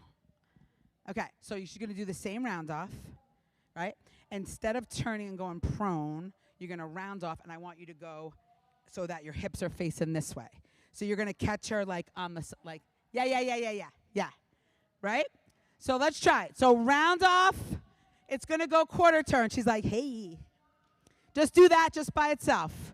Round off, boom, quarter turn. That's kind of cute, right? Right? Then from there, they can quarter to have her facing down, right? So just, no, yeah. Yep. Yeah. So you're going to go, yeah, we can go there, right? Actually put her feet, you got to be careful, right? You got to be careful because if those feet are up too high, now she's inverted, yeah? Yeah. I got you, right? So we want to keep it here. I would drop her down. Can you drop her down more belly level, like once you get her? You know what I mean? When you go to there, bring her down this way because it gives you, right? So then it can pop from here, or they can bring you can put 1 foot down to reload, right? To single base, go behind. Yeah. Right, to single base waist level. Get out. Right, she can hit the arabesque there. Can you hit arabesque there? Don't kick her in the face. Right? Then we bring it back in. She can go to sponge. You good? All right. And then we're going to go up to 2-leg, prep level, single based. Okay? You got it! That's my bad. I knew she didn't have it. All right, let's tie that shoe, and let's try it again. And we're going to try it faster. It's going too slow. She's like, I can't hold it anymore. But cute, right? It's a quarter turn, and then a quarter turn, and then the single base, and then the quarter turn. Actually, let's do this. After we do the single base waist level, right, the arabesque, let's dip and let's just quarter turn it and go prep to the side. That'll give you a little bit of a break. We're going to do that same thing, right? Round off, cute, in, single base waist level, hit the arabesque, bring it back in, sponge. Let's quarter turn to the front, right? Let's regular straight cradle. Let's reload, and then go to the single based, okay? You got this, Jack, man. You got it. Here we go. Quarter turn. Keep those feet down. Sponge. In. Single base waist level. Get out of there, lady. Hit it. Come on back in, lady. Dip it. Quarter turn to the front. Bam. Up. We're just going to cradle just because we want to reset this. Cradle. Boom. Right? Reload. Single base, prep level. Single base. Sorry. Yeah. Wait, it's a lot. It's a lot. Yeah, it's that. The goal is to end up, but okay, so here's the thing. Doing it with this group or with any group, maybe saving the single base prep level 2-leg to the ends is too much. right? So maybe we have to abandon that for here and just leave the round off with the cute and the cuter and the this and the that, and then do that later or do that again. Or hit me with the horns 21st, bump it off, and then start that, right? With a cute little visual. The flyer comes here, woo, and then they go, and then they round off, hey, and then they do whatever it is they do, right? Choreography is for free all day. I don't charge for it, all right? But that, it's good. Again, I do it too, and I don't do a ton of choreo anymore for obvious reasons, but I do it too. I get something in my head, and I'm like, I want, this is what I want, this is what I want, this is what I want, this is what I want, this is what I want, and I see the entire Navarro, large co-ed team doing it. And I'm like, we got this, we're doing it. And then we try to do it. I'm like, oh, so maybe they're not the Navarro large co-ed team, I say it all the time. When I used to choreo a lot of dance, I was doing it, and it was me and 27 Janet Jacksons, right? And I was like, and then I taught it, and it was like me and 19 Reby Jacksons and a couple of Tito's, right? And then I was like, oh, I gotta do something else, right? So you have to be able to abandon ship sometimes, even though you're like, but I see it, it's right there, I see it, it's right there. And you gotta be able to kind of switch up. So let's start with the boom, with the single bass 2-leg prep. We're gonna start there. Let's pop it off, okay? We're just gonna do a pop off, right? You're just gonna dip, she's gonna come off the front, you're gonna help on the waist and bring her down. Remember, when you're in this single bass in level 1, in this single bass space, you cannot cradle from there in level 1. So it's gotta bump down, it's gotta pop off, it's gotta do something like that. You cannot cradle that in level 1. You can do it in level 2, but it's gotta go to a group bass cradle. So you can do a single bass stunt, but it's gotta go to a group bass cradle, okay? And that is in the dismount section of the rules grids for the specific levels, okay? All right, can we get it? I believe that we can. Pop. Right? Single bass. Spotter is here. Right? You can pop it off. Ready? 1, 2, dip, pop. Great. Okay? Now she can do a ra, ta, ta, ta, ta, ta. And she's here. She's like, I can do what? And then we do that whole sequence that we just did, minus trying the prep 2-leg. Okay? All right? So then it's round off. Boom. Quarter. Quarter. Reload. Single bass waist level. Be careful, you're almost off the back. Arabesque. Group come back in. We dip. We quarter turn to the front. Bang. Can we quarter turn, cradle to the side? 1, 2. Dip. Quarter cradle to the side. I would count that as an eighth. You cheated. That's an eighth to me. That's a quarter. Right? And then we dump out. But good job. Give them a hand, because I'm just kind of throwing random things at them. Okay. So we talk about routine construction. A lot of this kind of melds in together. And we talked about that fatigue and that type of stuff. I know that for the most part, mostly everybody's routine, you kind of have that pattern, right? We're going to do the great opening. We're going to do with this stunt sequence. We're going to do the jumps. We're going to do the tumbling. We're going to do a second tumbling sequence. We're going to go to the pyramid. We're going to do something else. And then we're going to go to the dance. We're going to end, right? That's usually somewhere around there, right? But, and we'll talk about conditioning in a little bit as well, sometimes it might not be a bad idea to kind of switch it up, right? If you don't have the best jumpers, I don't know if you want to save the jumps until the 22nd 8 count, right? Maybe you want to push that a little bit earlier. Because again, I'm talking to all you level 1 people, and you only need 2 jumps in level 1.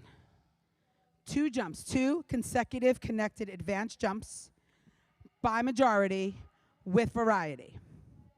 Once you do that, I don't ever want to see a stinking jump in that routine ever again.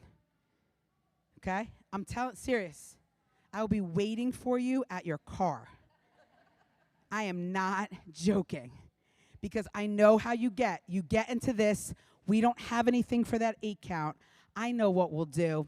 Let's throw in a jump. That's only going to cost us points. Yes, that's a great idea. Right? Those things, that single base waist level, that is the 8 count killer. Tumbling, that's the 8 count killer. Jumps is not the 8 count. I mean, it'll kill me. If that's your goal, then it's fine, so be it. But it's not gaining you anything. It only has the potential for you to lose points. And we'll talk about more of that at the end. All right. Anything you want to see here? We're almost going to take another little short break before we get into level 2 stuff. Any level 1 stuff you want to see? No? I mean, the creativity, the transitions, all that type of stuff, it's kind of like limitless in terms of like where you can let your creativity go and what your athletes can handle, right? So don't be afraid. And like I said, like in my head, I was like, oh, we'll do this thing. And then I was like, wait, this is level 1, so we can't really do that half thing. So what if we make it cute with a quarter? A lot of times it's just doing things, and then you're like, ooh, and then someone messes up, and you're like, wait, I like that better, right? And so you're like, let's try that, and that's how a lot of stuff is born. So, I know you don't have a ton of time when you start. Like you have your conditioning hours, all those first conditioning hours you have first.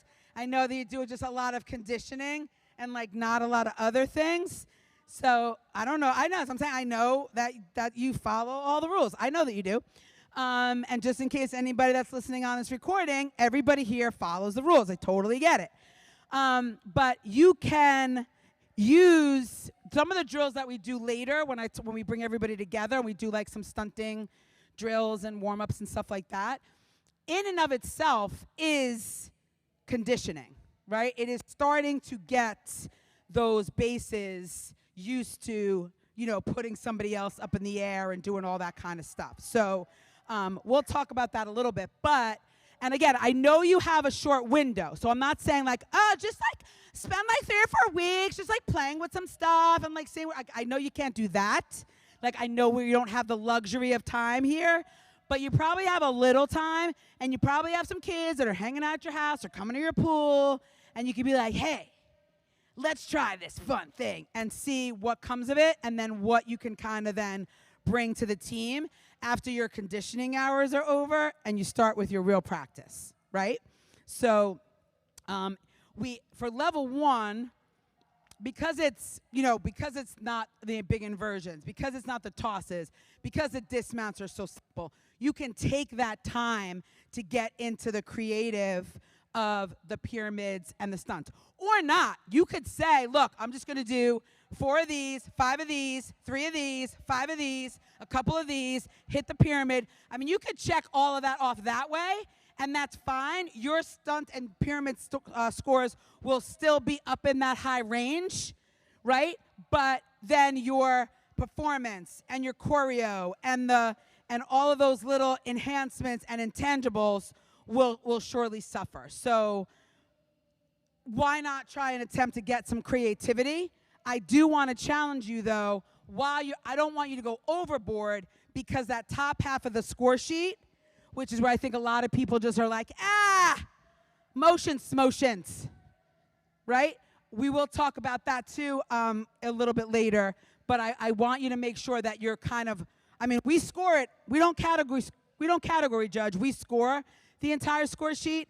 So that means that we're looking at the entire routine, and so we want to make sure that you are as well. All right? All right, give me 10 because my voice, I feel is a little scratchy. So let me get some water. Let me do another restroom run, and then we'll do level 2 in just a few minutes. All right? Thanks, everybody.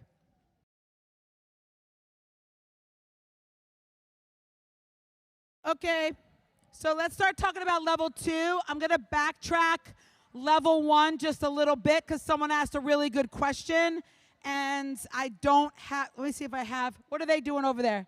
What's the other stunt doing over there? We didn't do too much in pyramids because it was really about stunting, but I do kind of want to talk about this because it raises a good point. I've seen this happen before, so I want to make sure we're super duper duper duper duper clear, okay? We have seen a change in the trend where we're talking about bracing, where you have now stunts that are front to back, and the bracer goes onto the hips, and that counts, right? That's one side. So when we're talking about, let's do, one behind each other.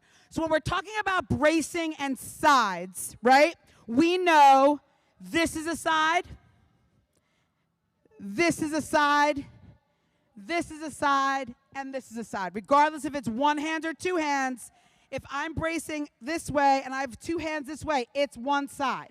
Because I have one person holding both hands, I'm a side. Right? If it needs to be on two sides, you have to have one over here and one over here for two sides. So now we introduce, so level 1 can do an extended 2-leg, right? Braced on one side. Whoa, hey now. Okay? So they go here, they dip, they go up to the extension, right? That's braced on one side. That is legal. You could put your left arm up in a half a high V, hun. That's also still braced on one side. All right, let's bring it down. Let's do it again. Here's a scenario that has happened, okay? Coach sends in this exact thing. We're going to do it again, okay? Is this legal for level 1? We say, why, yes, it is, Coach. Because it's braced on the one side, it's hand-arm contact. So the flyer has the wrists of the bracer, and they go up to the extension, and they're good. They send this video in, legal. They compete it, and this is what the flyer does, which now makes it illegal. Come on down. Coach comes flying up to the review. We said this in it, you said it was legal. It's okay. Give me your video. What you got? Show it to me. Maybe we screwed up. Maybe we told you it was legal. It happens. We're humans. Make mistakes. Not this time. We make mistakes sometimes. Not this time. Right? We look at the video. Video she sent was both hands got a bracer. They competed it. Flyer goes up. Right? Coach is like, oh my God. We have to take the deduction.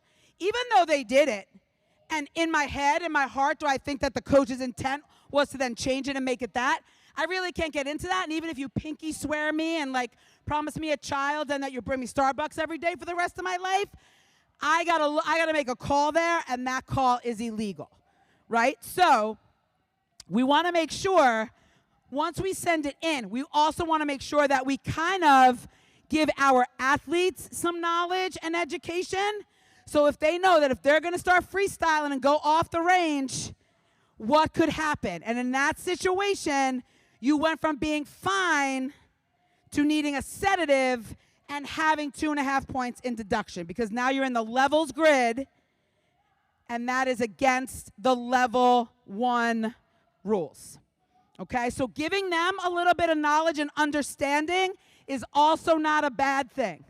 Now, could I say she got nervous, she got excited? Of course, maybe that's the case, but I can't weigh in on that on everything, right? But we try as much as we can to give benefit of the doubt when we can, to understand things may be a performance error when we can, right? In that case, we could not. And the deduction was taken, and, you know, it is what it is. And I feel like they took the pins out of my voodoo doll because my back has stopped hurting now after a while. Yes.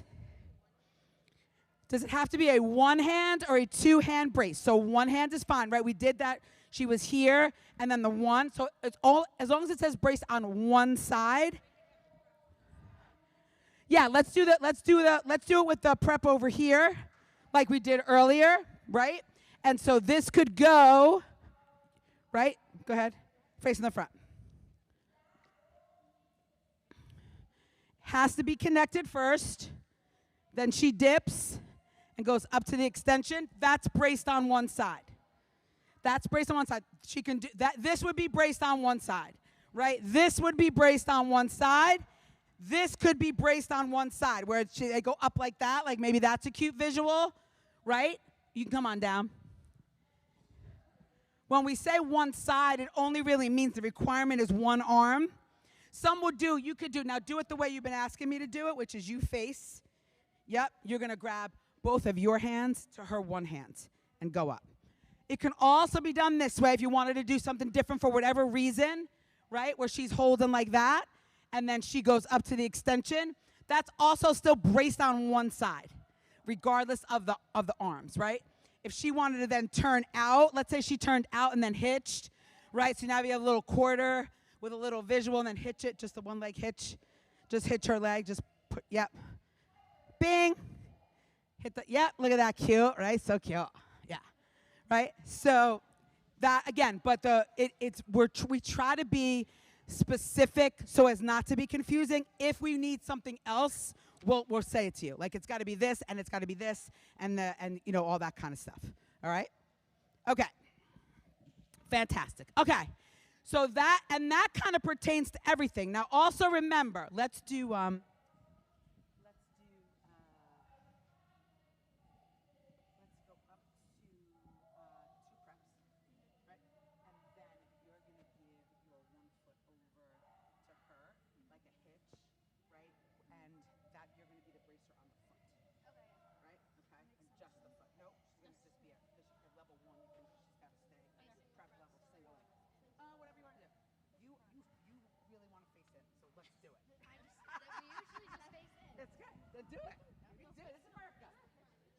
So this is also a illegal.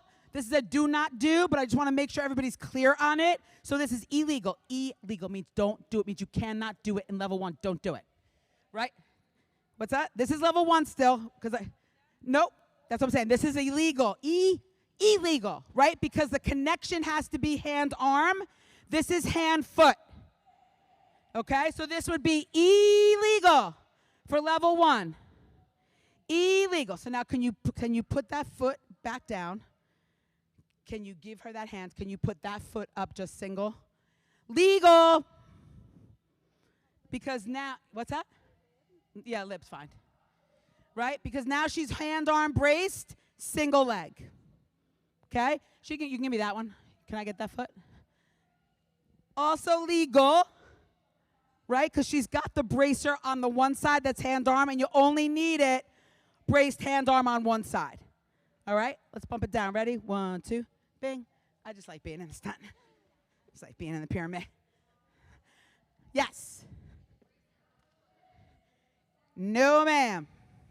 Nope, that's 2 jobs. That's 2 jobs, right? She got to be bracer. Now, you could do, if I was up there and I did a hand and an arm, and she had the one hand over there, then yeah. But, oh, wait, hold on. You're talking about, hold on a second. Okay, let's do it. Let's do it. So let's go back up. You're going to give one hand. You're going to give her hand, and she's going to give you the foot. So you're going to have, yeah, hand and foot. Let me ponder. I'm saying yes. Yeah, because she's got hand-arm there, and it only needs to be one hand, right? Legal, right? Because she's got the hand-arm, right? So really whatever happens with this kind of don't matter, right? Okay, bump it down. 1, 2. Okay, sorry, I was thinking you were talking about me over there, like if she was like a regular, like a bracer in the back. That's what I thought you were thinking. So thanks for letting me kind of play it through, okay? All right, sorry I intruded on our level 2, but I had the other group, and some other questions gave me other questions. All right, moving on to level 2. Extended 2-leg stunts are now allowed, right? Got this? Just stand alone. Face the front. Not a pyramid. Not a pyramid. Yeah. Right? Super easy. If you're level 2, extended 2-leg stunts, now legal.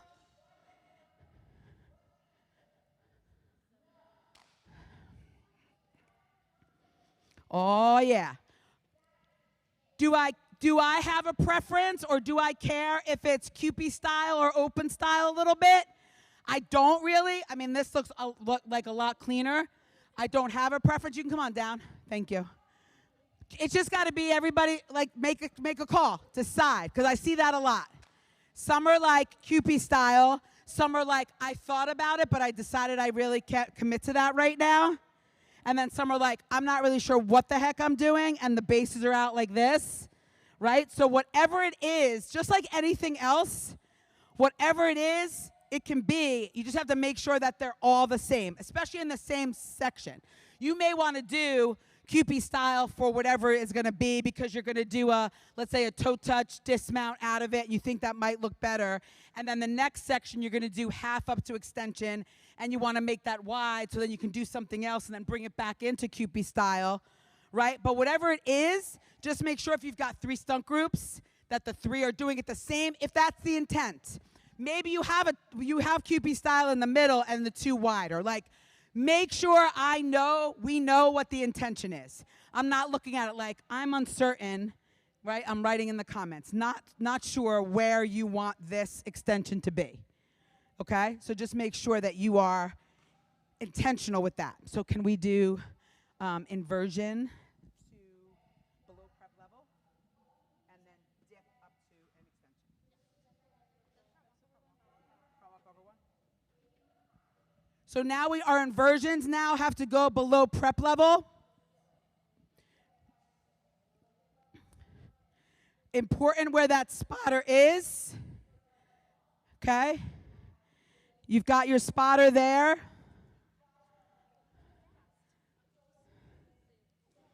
Right? So it goes inversion to that below prep level load in. Right? Okay? Cradle. Beautiful, nice, high, straight cradles. Fantastic. While we're doing this, when you see the struggle, let's just do a hang drill real quick. Right? When you see them struggling like that, this hang drill is super important. You can do it all the levels, really. Can you let go? Can you let go? Right? When they really start to, when they're not able to do that, I would just stop and start and work on those hanging drills to get the flyer out of the mode of like, I'm cute, and they're just going to lift me up, and they're just going to have to take all my weight, right? And I'm not saying that's you guys. Not saying that's you guys at all. But there are some that are like, I'm little, and I'm the flyer, so just like throw me around everywhere, right? So they got to do some work, and we'll have some drills for them later where we talk about them doing the work. But when you're like in that situation, I'm like, okay, they're not, and these groups these are not their groups, right? We have a couple of them they're working, which they're doing a phenomenal job today. But it's also getting that timing, getting used to working with one another. All right, so let's do the inversion again. Let's turn it to the side. Yeah, you guys come from that way. You guys come from that way. No, you come from that way. Oh boy. Oh boy. Right? So you have inversion to below prep, dip up to the extension. There you go. Look how much better they are getting up to that sponge. Oh my God, I could coach. I could totally be a coach.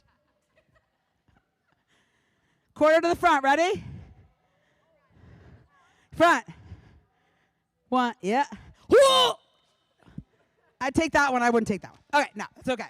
Right? So, quarter to the front. Quarter turn from the extended. Yeah. Okay, so now, here's what I want you to do. Invert to the sponge. Switch the feet. Dip up to let's go to prep first. Okay? Yeah, she's going to switch so she can go, boom. You're going to go to once she gets into the sponge, you're going to go there, because once she gets to prep, you're going to be the back spot on the other side. Making a sense? Yeah. Okay. I think you go left over right. And then I go this way? You don't turn. She's doing all the work. Yep. Wait, so you're main. So you're on main. Right? I'm not a base. She's a flyer. She is a flyer. Doing great. Okay. Right? So you're going to go prep 2 leg. So right. she's going to be your main. I don't know.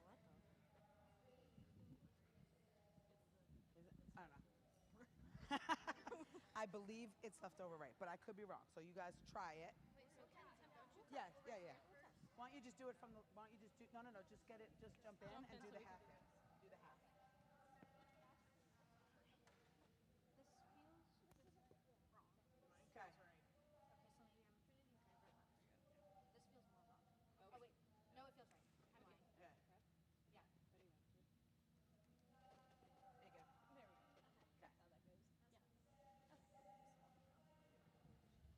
Okay, so we're going to do invert to the sponge, switch the feet, dip, half up to prep.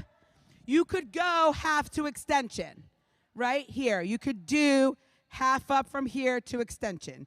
You could also do handstands, cross the feet, bring it down into the sponge so you can go right away. That's something you kind of have to get into. So tell me, you guys are right over left? Right over left, sorry. And you're what? Right over left?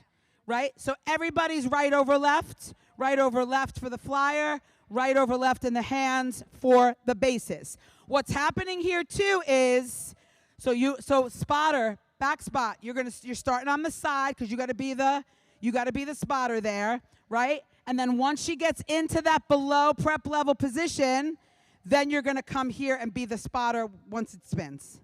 Okay? You have very important jobs, right? So she goes there. Nope. Now you come here. Switch the feet. Dip. Okay? So that spotter starts over here. Spots into the sponge. As they're adjusting the feet, she's moving to the front of it because when it halves, she now becomes the back spot. You can do this with a fifth person, right? You can put a front spot on here so that nobody has to be moving around, and if you want it to go quicker, that the back becomes the front and the front becomes the back, right? We're just doing it this way because we've got a group of 4 and a group of 4, all right? You guys got that? You know what you're doing. You're going from there, and then you're coming here because then you become the back spot. All right, let's try it to prep level. Try it to prep level. Remember, right over left for everybody. Bases and flyers, right over left.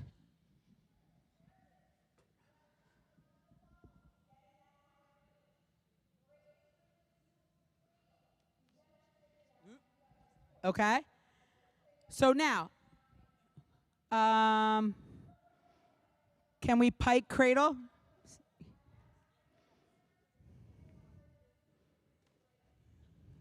Kinda. Yeah, not really. That's okay. It's okay, right? Here, now dismounts, because you have so many different variations of cradles that you can do, it's still now a range. So you want to be able to do that. We're going to talk about those in just a little bit, okay? But you, like I said, you may want to make this a group of 5 because it'll allow you to do those things and change a lot quicker. They're doing this in a way slowed down version, A, so you can see, and B, we haven't really had the time to work it out. Now, can we do the same thing? Can you guys go half up to extended? Okay. They can? Okay. Okay. Yeah, let's do it one at a time, and then this way, why don't we you guys just kind of spot around just in case. Just in case. Right? So same thing. Inversion, because the inversion now is a high range in the stunt difficulty. Inversion to below prep. Right? Inversion below prep. Cross the feet. They're going to go dip and go up to the extension. Somebody be in the front. Okay? Cradle.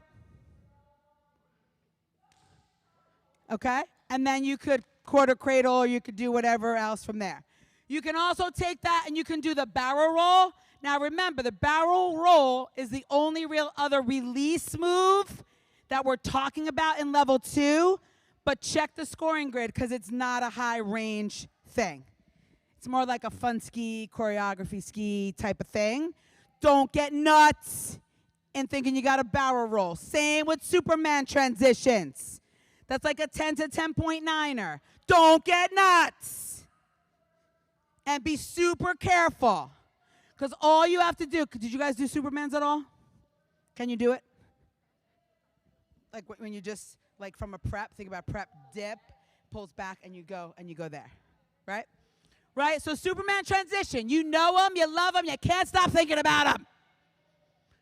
It's great, it's a nice visual, but it's very low range in terms of stunt difficulty. Boom, boom, right? These are good, stay up there. These are good, they know to catch high, but as soon as this happens, now you're in an illegal downward inversion in level 2.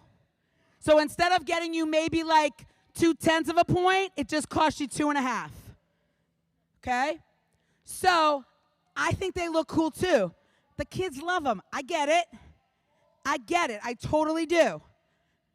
But it's not really, I would not do them more than one time. It's not a dismount. Remember, whatever level of Waikata, there is no release to prone, which means you are, can you guys do a release to prone? That's okay. No, it's okay. I don't want anybody to get hurt. No one gets hurt on my watch. Right? An actual release to prone is where the flyer is totally released from her bases and lands in that prone position. That is illegal no matter what level of Waikata you're in. We don't do it. Okay? I'm not saying never. I'm just saying still no. Yes.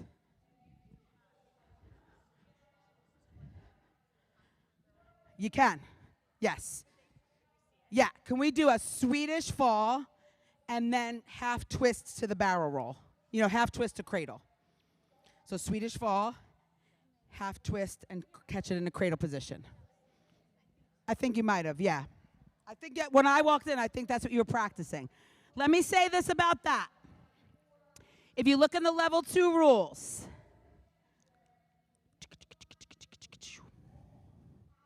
half twist transitions from stunts to a cradle position. An additional spot is required at the head and shoulders. Half twist from below prep do not require. Let's see. I think we kind of cleaned all of that up when we talk about cradles in dismounts. Sorry. Group-based Swedish falls may perform a half twist cradle, which means this and only this is the situation where you can do a half twist to cradle fully released. Right? Did you do it? I missed it? Yes. Yeah. Just to catch the cradle. Right? So Swedish fall. Right? Which yeah. Dip, release, catch it, cradle. It can fully release and half twist to that cradle position. It's like one of the only things in level 2 that can half twist with full release.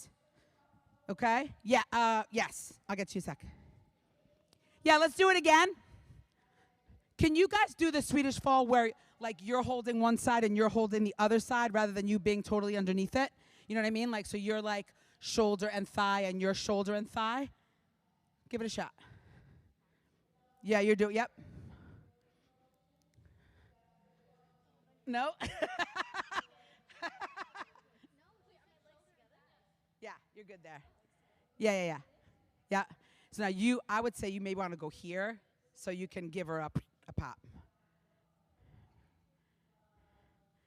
Right? Or you may want to go here. You know what I mean? Yeah. So you guys are arm to arm like that. So you can give her a good pop. Is that okay? Yeah. Question there?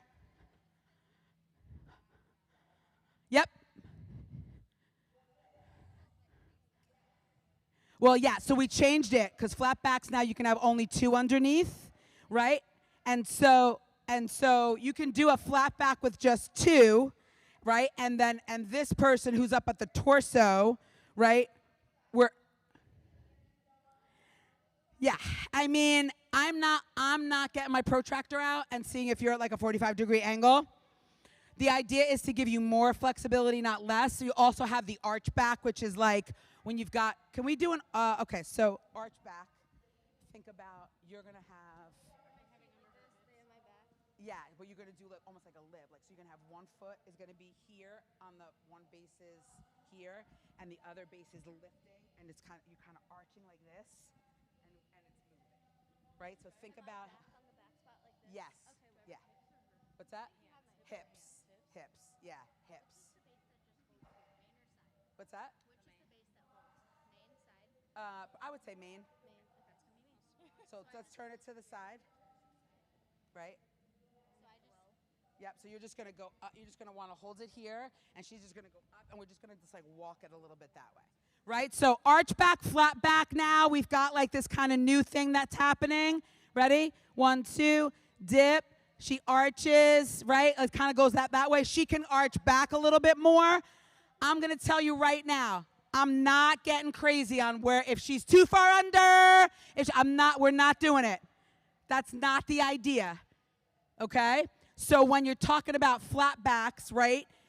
If I'm on the upper torso, I'm on those shoulders, right? I've got the ability. If I'm here, if I can't see my hands, then yeah, we got to talk about it, right? That's normally when it happens. When I'm here and I am able to manipulate or move if she does, I'm good. I'm not getting my protractor out to measure the angle. Yes. Yeah, can you guys do that one more time? And then, can you like really try, what's your Leah, like just try and arch, and can you guys hold it? Let's do 1, 2, 3, 4, 5, 7. So we move all that time. Here we go, right? This is your flat back, arch back thingy-majigger choreography, right?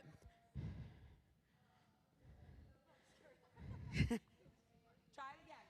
I need you, Leah, to stay in that lib position, right? So you're staying lib. Yeah. So she's just, and you're just like, just toss it and just move with it. Right? It can stay up a little bit longer than that. She could probably get a little bit more arch than that, right? But that's what we kind of put in that new arch back. We started to see it more. And Katie and I called Katie and I'm like, right now, last year, based on our rule, because her foot is here, it's prep level, and we're saying it's illegal, let's make it legal. Because I don't see any safety concern, and it's flair and it's choreography, so let's not run people down a road to get them a deduction. So we came up with the arch back, which only needs 2, and the flat back now only needs 2, right? So again, if you're uncertain when you're working them in, just send them over to her so she can kind of say, hey, or again, with no protractor in hand, that spotter might be a little bit too far back, because that's always the thing, everybody, right?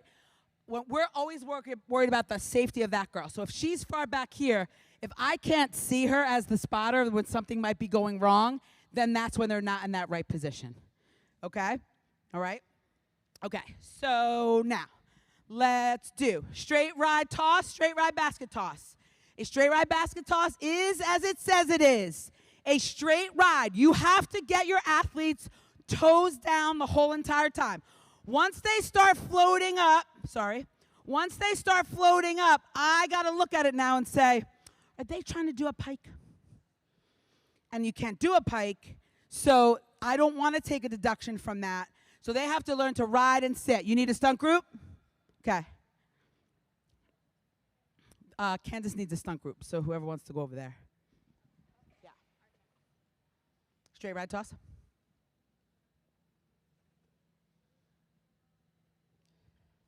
Straight ride, nice and simple, nice and easy, right?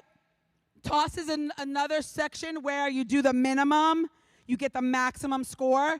So if your magic number is 3, you only need 3 tosses within the entire routine, and you get your 5. I'm saving some of that. Remind me, say safety toss at some point when we get into the scoring and stuff in a little bit after lunch, okay? All right. So I really want to talk about dismounts, because here you've got your single trick, alternate cradles beyond the quarter cradling from the extended 2-leg, which is high range, right? And I got a lot of this year. I performed 17 ball dismounts, and I did not get credit for them. And I was like, cool, send me your video. Let me see what it looks like. Maybe we made a mistake. And then this is what I saw.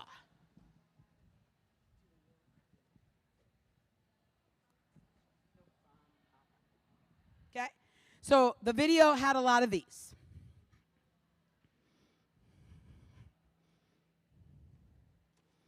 Even worse than that.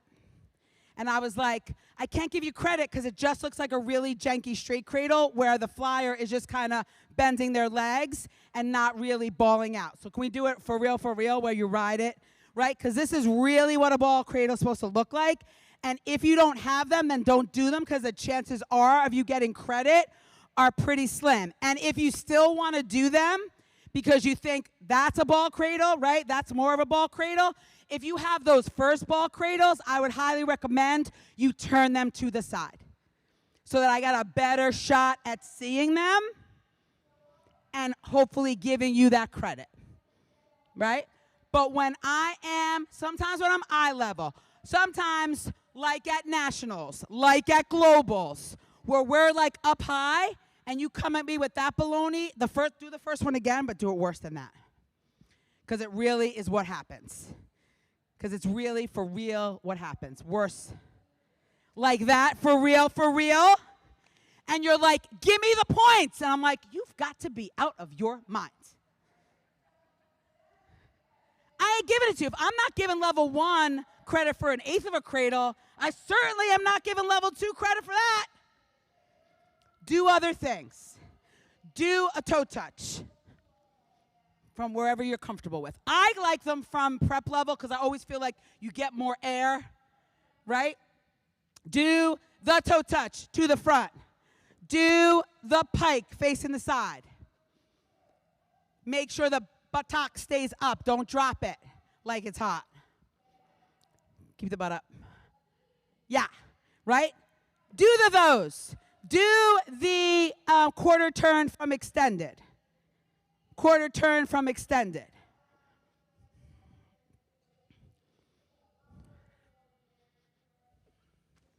Right? Do that. And while we're on the subject, give me that one again from prep level. We're going to do it as a level 1, but I want you to stay holding the feet almost the whole entire time. You know what I mean? Okay? When we talk about dismounts, when we talk about cradles, a cradle is when the flyer is released from their stunt group. If you come to me and do that and say, why did I not get credit for my dismounts? It's because you didn't do a dismount. That's a stunt transition because the dismount has to release.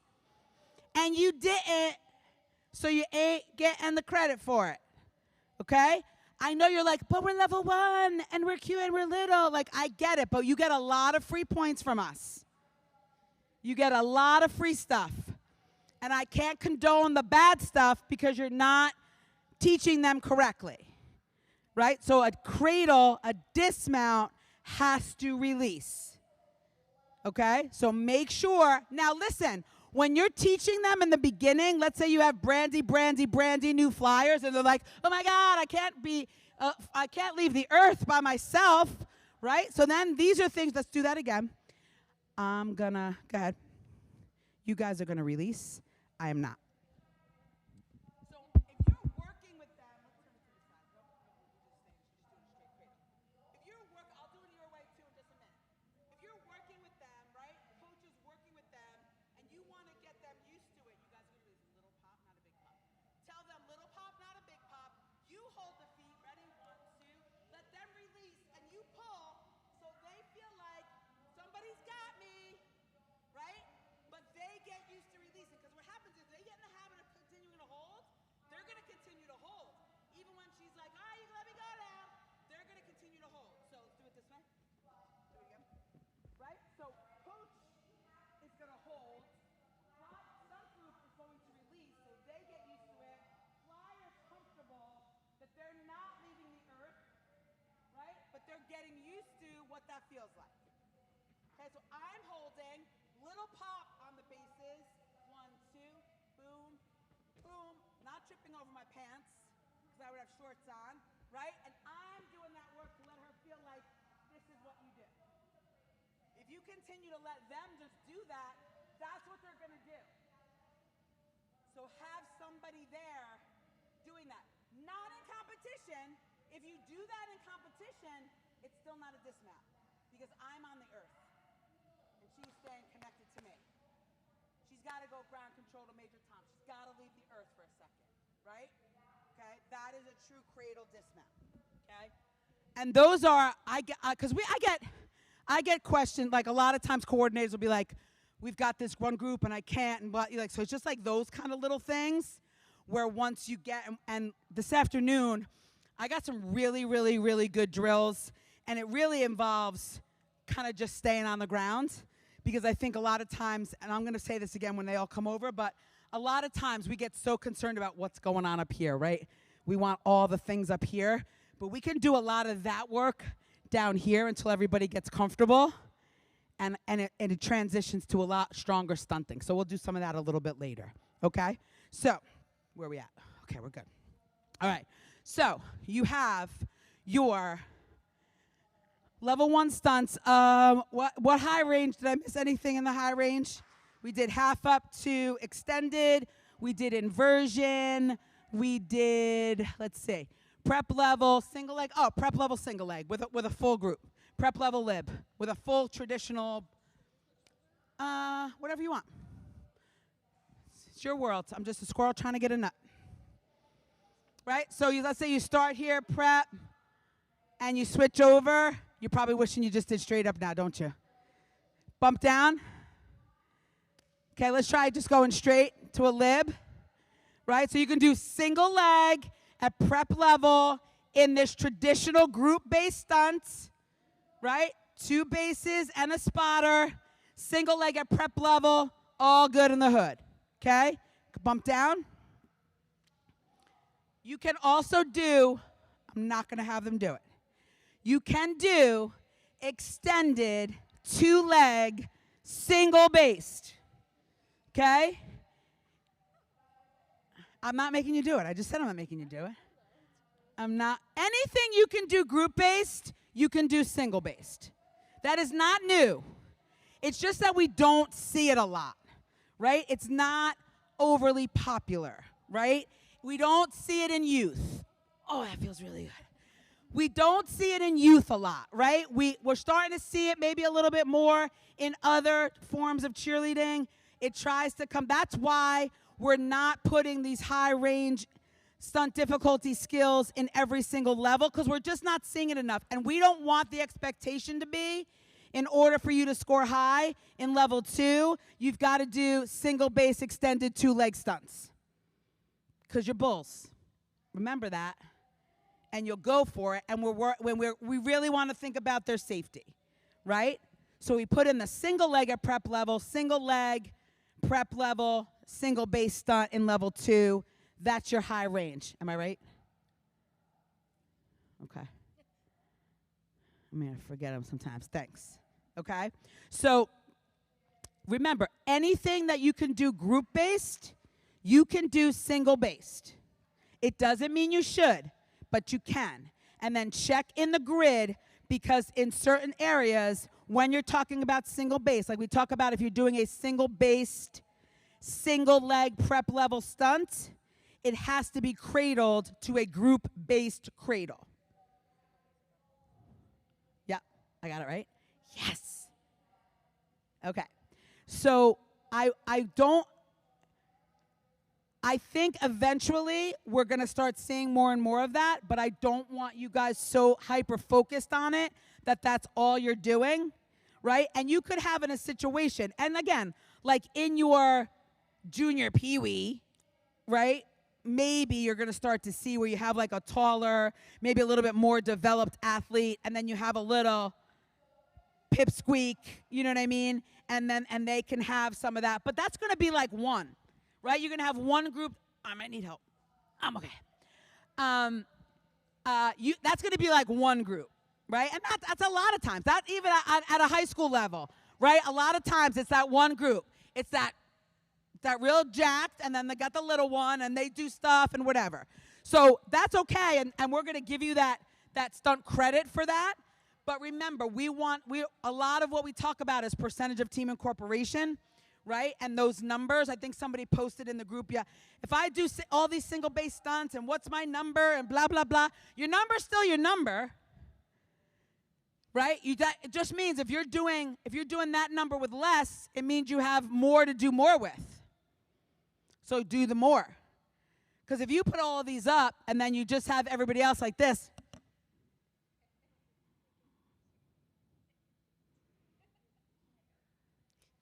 after a while, I'm like, the percentage of team incorporation is not where it needs to be, right? So quick hitters, do them, get done, move on to something else, right? I'm kind of breaking into my scoring stuff, but that's all right. Still got plenty more to see. All right, what do we need to see level 2? What do we want to see? Anything? Anybody got any ideas? Anybody? You don't want to share. You're like, I have ideas, and I'm not letting anybody see those ideas. But yes. Yeah.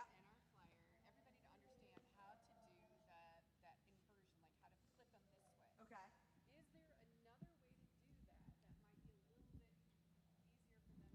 Withhold meals.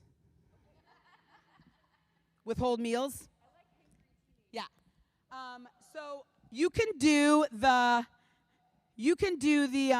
over the back spot if you wanted to. Let's say you wanted to do the walk over the back spot. Maybe that helps them. But then you would need another spotter because once, let's give me the. You guys face face that. We're gonna go face that. Okay. So let's say back spot. We're not doing it. We're gonna right because I see the look of fear in all of your eyes.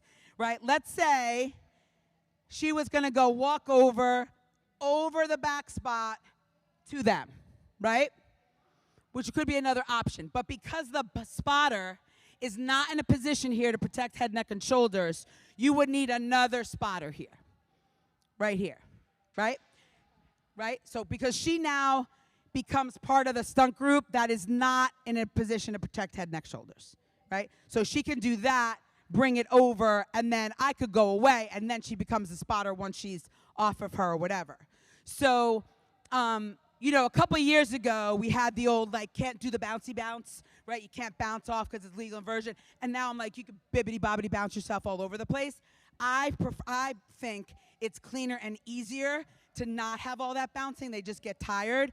But you may want to start that way, right? Maybe just start them in a handstands and getting them kind of used to that push. Maybe just in terms of working, maybe you put a person, can we go to handstands? We're not going to go up into anything. Let's just go handstands, right? So, yeah, side's good, right? So if she goes there, maybe you put a person here, right, or here, so that when she goes, I'm helping until she gets used to that type of thing, right? Thank you. Come on down. Maybe you start it in a plank at belly level and let her get used to a push and into that sponge, right? Maybe on a bench, right? And you're doing a dip and a push and a drill that way to kind of get them used to that, right? And it's also the timing, because if they start pushing before they're bringing those feet down, it's never going to happen, right? So it's timing a lot of the times. So it's that dip and so they're bringing legs down, they're pushing up, everybody's working that timing together. A lot of times it's a timing, but you can do a lot of that stuff preliminarily, right? Conditioning hours, right? To try and work on that type of thing, okay? All right? Because, yeah, most of the time it's easy to just invert and go, use that momentum, right? A lot of times it's easier coming from that front walkover position because the flyer is used to then having to bring their upper body through, right? So the walkover is a little bit more difficult, but you could do back walkover, right? Let's just go to handstand right now. Let's just say this was a back walkover, right? You could do that. You can, let's bend your legs, hon. Ball these, and bend at the waist, sorry. So that you're, bend your knees, bend your feet, bend your knees, sorry. And ball, come on back, let's do it again. I want you to be like this. Oh, okay. Right? You could bring those in, so she's balled in, and then that's less of them that they have to get correct, right? Ball, you could go back walk over, right? And then right? You're gonna grab the top of her feet. Bring your knees to your chest. Bring your knees to your chest. There you go. Like that. It's hard when you're upside down to try, right? You can do, all right, coming down. Right, so you can go back, walk over, scrunch it up, and then turn it, right? That might be a little bit easier for them, or at least in the meantime. It looks cool. I mean, I'm just throwing stuff at them. And she doesn't have a back walkover, so it can't even come from that place. That's not enough. She's phenomenal in many other ways. So you have that option, right?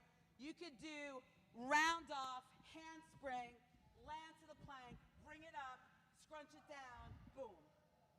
You know what I mean? You have those kind of options, so maybe not that straight leg, right? So you can do do rounds of handspring plank. I'm not inverted yet. So I'm not, so right, so then it can go up, scunch, turn, go. Right? So you have, like you can do other things there, right? You have other options to go there. So that is a challenge though. That's why I like the front walkover because my momentum is going that way and I'm used to having to come through, you know. So, and honestly and truly, the quicker it goes, usually the better chance you have at getting to that non-inverted position, a little bit easier and usually a lot cleaner. All right? So just consider that when you're thinking about that. Okay? What else?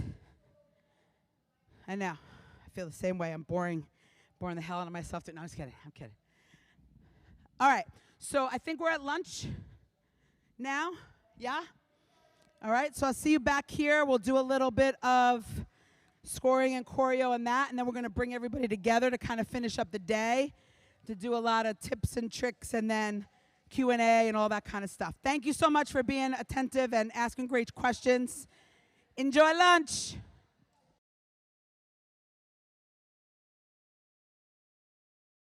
When I'm moving, right? Opening, boom, let's say that's a stunt. We're down, we clean. What can I do? Nice small motions. Here I am, pow. Now I'm in my next thing, right? I seat roll. I'm here. Boom, boom, pop, pop, pop, pop, pop. Whatever it is, right? How do I keep that routine? How do I keep that momentum? How do I keep those transitions so that I'm not just cleaning and walking? Am I walking down a little bit? Is it coming up a little bit? Are we transitioning? How am I transitioning my formations? I always get very winded at this part. Very winded at this part, right? I'm in a formation. How long am I staying in that formation? When I'm in that formation, is there a formation within the formation? If I start a real long and wide formation, right? Do I take the center of that and drop that down? And now I open, and now everybody's shooting into the center, and then arms out, and then we all come together. And then when that happens, we move it slightly, and now the whole front goes down, and the back stays up, and we do a ripple, and all those types of things. I want to remind you that use of floor does not mean you must use the entire floor. It does not mean take your team of 8 and spread them out all over the place because you think that is going to create the illusion of a bigger team. It's not. We know how to count. Ain't fooling us. We got you. Right? In fact, for the most part, unless you've got a monster, big team, I would forget panel 1 and panel 9. I'd work within 2 and 8. 2 through 8, right? Because it's a lot of room to cover, even in tumbling, even with a smaller team. We start all the way out, right? And then they come running. Right? And they just, it's not Simone Biles. We don't need to do a double, Simone, triple, whatever. Like they're running like the Dickens, and then they go, and they do their cartwheel, right? Right? So keep it in tight. Especially with the smaller teams, we don't need all that spready outy. Okay? We need movement, front to backy maybe, a little bit in, a little bit out, but we don't need to go because that makes the transitions harder. Ideally, if possible, you want those transitions to happen in 4 counts. We'll take an 8. We'll take it in 8. But ideally, we'd like it in 4, right? I'm old. I am of the walk with a purpose. You've seen the meme, right? In cheerleading, like walk with a purpose. If you are walking with me at the mall, you better have good sneakers on because I'm always walking like someone is chasing me. My daughter and I do it all the time. She's like, why are we sprinting? I'm like, what do you mean sprinting? We're not sprinting. We're walking with a purpose. Got to get to Zara, right? We did it, right? So, and this should be the same for them, right? There's no lolly. There's no like, hey, get there when we get there, right? We got to go boom, taka, taka, taka, taka, ta, ba, ba. I'm there, 4 counts, right? And that's how you should talk about moving. If you're moving somebody from 2 to 8, you're doing it wrong. What is the purpose for them to have to go there? Over here. Whatever they were doing over there, could they have done it here to then have to go here? Right? You want to have somebody, maybe it's not you, maybe it's somebody on your football field somewhere that can kind of stand back here and watch the movement. And if I can pick somebody out going, we got a problem. That has to be changed. That has to be modified. You should be able to work in enough space to give me transitions, but not have these major movement from 2 to 8. It should go 2 to center, do a little something, and then go center to 8 if you need it on the next thing. Okay? Speaking of movement, straight lines. We should never jump in a straight line. Never, ever, ever, ever, ever, ever, ever, ever, ever, never. Okay? You make my job easier. I can pick out all the height difference. I can see who's pointing their toes and who aren't. I can see when the backs and the shoulders are rolled over, right? I can see where the flexibility is different. No job make a sense to me. The other thing is a ton of motions in a straight line. Now, I get it, and you may see it somewhere where it's like, right? We're all in a straight line. We're rippling it down. So cute. So adorable. Yes, but I'm in competition mode now, right? That, you hitting motions all in a straight line, same thing. I can pick out the placement. I can pick out the timing, right? Now, can you start in a big, scooch into straight lines, and then all of a sudden that goes ba, ba, ba, ba, ba, and now it turns this way, and now you're in something else? Or now it turns and opens and some tumbling starts through it? Again, choreography's free all day, kids. Get it while you can, right? Those are the straight lines I'm okay with. But if you're coming all the way into straight line to give me da, da, da, da, da, da, da, da, da, nope. Nope. Not the smartest, not the good choice. Okay? And if you're like, well, listen, I don't really have a ton of coaching experience, and like when I cheered, that was the move. I get it. But you have so many opportunities on the World Wide Web and with the Googleator and the Tiki-Taki and the Tweeter to be able to go and see all of these things, right? I'm not saying steal them. I'm not saying take it exactly how it is. I'm saying watch, look, watch some of your, you want to watch some of the big-time college teams or the better all-star teams. I don't have the expectation of you being them. I understand who your athletes are, right?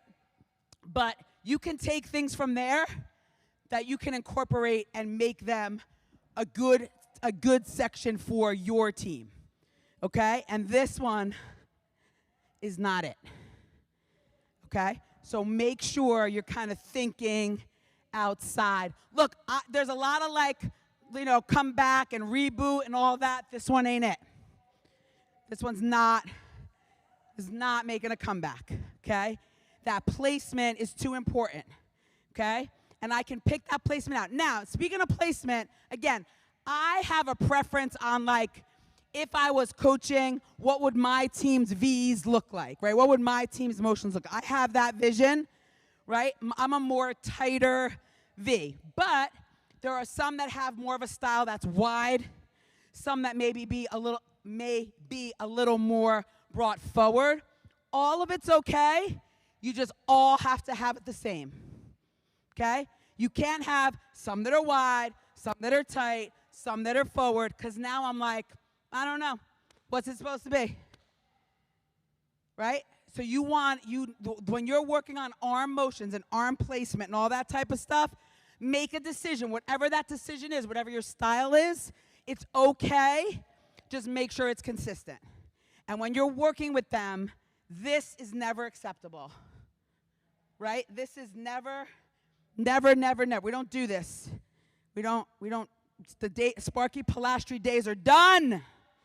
We don't do this. We don't do this. It's always here.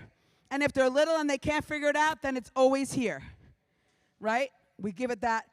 What I do is, if you have, a lot of times we get this mastered, and then thumb's kind of like, yeah, but I just want to kind of like be out here, right? I just want to kind of be out here hanging.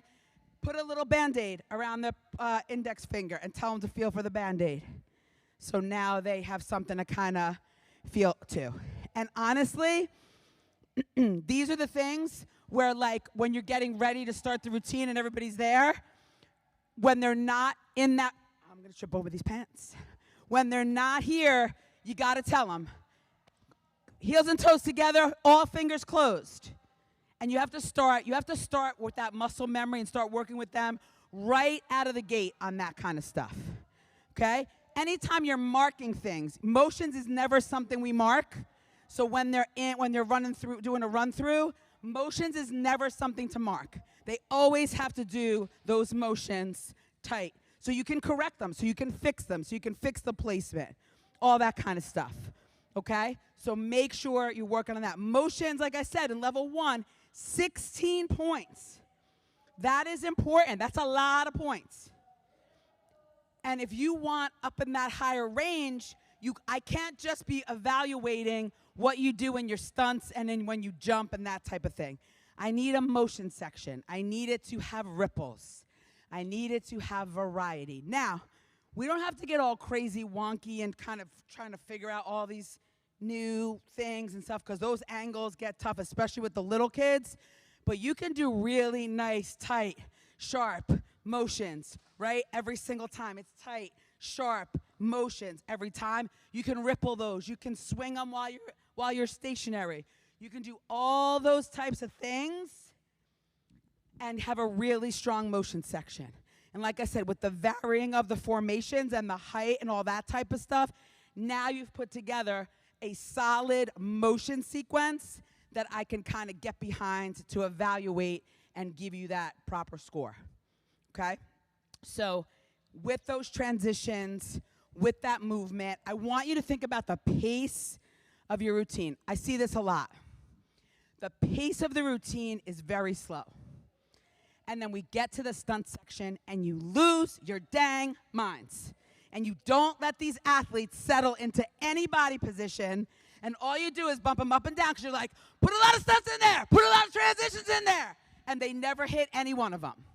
Then you get out of it and you're like, 1, 2, 3, 4, 5, 6, 7, 8. And then you get to stunts and it's like 1, 3, 5, 7, 1, 3. And I'm like, what is going on here? Right? Find that correct pace. I see the opposite. Routine moves really fast, and then the stunts are moving too slow, right? We're like, dip 1, up 3, hold 5, hold 7, and 1, 3, 5, and you're still in the same body position. You haven't changed anything. Love your cute motions, but I'm looking at what's going on the bottom here, right? So you have to make sure that the pace kind of stays the same. You have to make sure, even in the Mighty Mites, okay?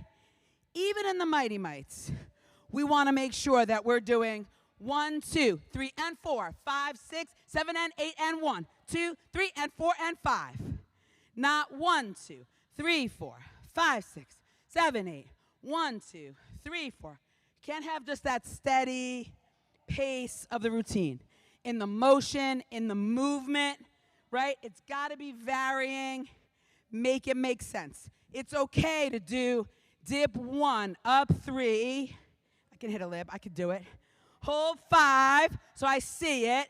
Dip 7, down 1, go 3, 5, 7, dip 1. Because you have to give them time to settle into whatever that locked position is and work the timing of that stunt group so we're not popcorning, right?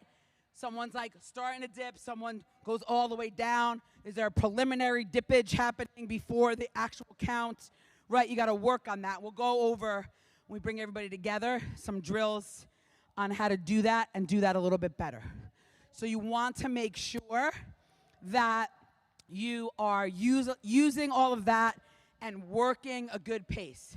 If you're just going on the same way all the time, probably too slow. Probably too slow for you. And then as we move up, I will tell you, when you get into your JV, when you get into your varsity, the expectation is that pace should be quicker and quicker as you go, okay? But manageable, right? It's controlled chaos. I don't want you giving your older teams all of this stuff and they never hit anything, right? We want to make sure that they have to make every motion count, okay? I don't know about this region. It may not be an issue, but I'll mention it. A lot of times I get to cheer or not to cheer, right? That is our question. Do you prefer all music or does Judge Me prefer you having use of cheer? My normal answer is, I have no preference. All music. I do not have a preference. All music. And here's the reason why. Love you, love your kids, but most of them are not really great cheerleaders any longer. They don't know how to emote. They don't know how to project their voices, right? And so we start, and the music starts, and it's like, let's go Tigers. We are blah, blah, blah, blah, blah, blah, blah, blah. And then the music cuts out, and they go, Tigers, go Tigers. T-I-G. And I'm like, what is happening right now? You just sucked all the life out of the room because you couldn't do T-I-G-E-R-S, Tigers. Go Tigers, right? Because that's the cheer we want, right? That's the cheer we want. That's the energy. That's the sound. That's the vocal power, right? And we want more of the sideline performance-y, callbacky, no longer the long cheer where we're telling a story, how we went to the store and got our spirit, and that gave us the power to win, right? And none of that kind of stuff. Let me tell you this. You come at me on October 26th, and you tell me 2024, this is your year, I'm telling you, no, it ain't. And if you don't clean your act up, 2025 is not looking too good either. Okay? Yeah. Right? So, think about your words. Everybody wants to tell me this is their year. Find something else.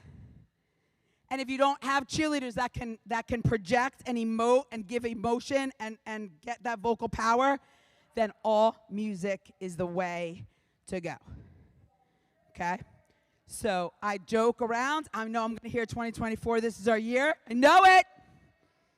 I know it. It's okay. You're going to hear it too. You're all going to laugh. You're like Lisa said, right? That's okay. Because it's all right, because sometimes you don't have the, you're not worrying about the creativity of that. But it is when you add a cheer in, now that performance piece gets cut in half because it's performance use of cheer.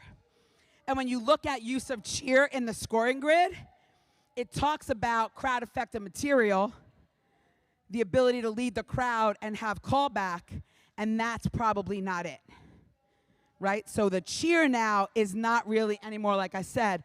I was I was like the Jay-Z of cheer words back in the 80s and 90s. Like I took everything I could to kind of make it. We were the Tide, and how did I take that and make that roll with the Tide, and then all that kind of stuff, and it was like very like intricate, right? I was a wordsmith, right? Now I just really want to hear about go, fight, win, orange, black, and white, and defense, and all that other kind of stuff. That's really what we want to talk about, okay? So you don't have to spin on and try and really come up with anything over the top. You can keep it very simple and still have it be effective. But if you're concerned about the effectiveness of them having the actual ability to cheer, then I would 1,000% say all music for sure. Okay? Okay. Let me grab a quick drink. Hang on one sec. Anybody questions on anything on the top A lot of people are like, how do we get into the high ranges on the top? I'll be honest, I mean, and I've got to do some judge education in the next couple of weeks.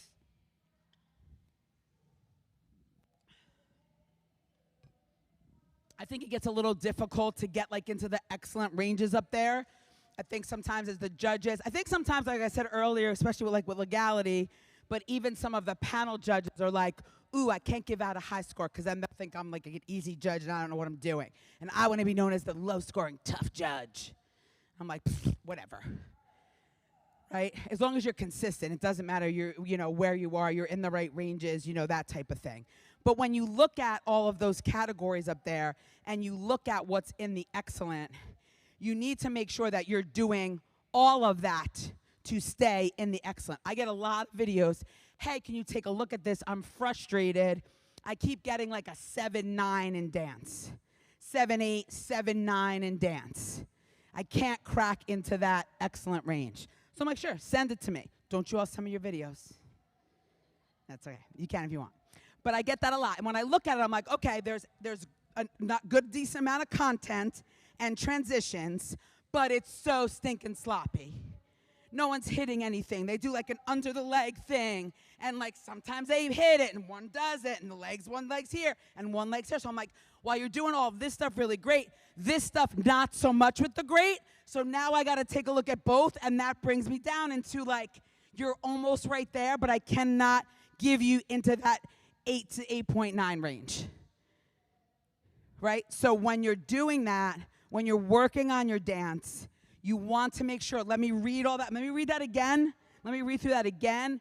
It talks about sync. It talks about precision. It talks about timing. It talks about transitions. It talks about footwork. It talks about floor work. It talks about level changes. It talks about roll-offs or ripples, right? We need all of that to really get into that. It's the same thing with the motions, right? Same thing with the choreo. If you're doing all that standing around and that cleaning and slapping and all that other kind of stuff, then you're probably robbing yourself of those additional tenths that might drive you into that excellent range, right? Another frustration for me is when people ask me, how many counts of dance do you want to see? And I'm like, more than 2, probably less than 5, or less than 6, maybe like 5-ish. I feel like a lot of you rob yourselves because you come out of your pyramid, right? Usually goes pyramid to the dance, right? And we do the thing again, right? We go pyramid, come out of the pyramid, and we walk to a spot. And it's like, get ready for this, sucker. Boom. And I'm like, you just spent all that time walking to your spot where you could have been giving me the business already, right? So you can do cradle, down, wah, wah, taka, taka, taka, taka, ta, boom, boom, boom. And now I'm here. I just gave you an 8 count. Maybe we did it all together, and now I can ripple, ba, ba, ba, ba, and start going, right? That's a waste. That's a time waster. Any of those where you're just, it's an 8 count to nothing that land is a waste of time, and it's going to affect you on the top. It's going to affect that choreography score, right? Now, there may be a time where it's just a very short transition. So maybe you did something that was just like a wha ba. I'm okay with that. Maybe it's just a 1-2 step, and I'm not saying every single time you got to have arms going all over the place, and you shouldn't. Tight motion, small, tight. You shouldn't be moving in an 8 count, changing and doing big arm motions, right? You shouldn't be doing a lot of that stuff when you're transitioning. You can use cartwheels. You can use walkovers to transition, right? Those things kind of make sense, right? I got to tell you, like overall, but most like level 1, your rolls stink. Like really stink. Like bad. Like bad. Like a lot of them are like this coming at me, right?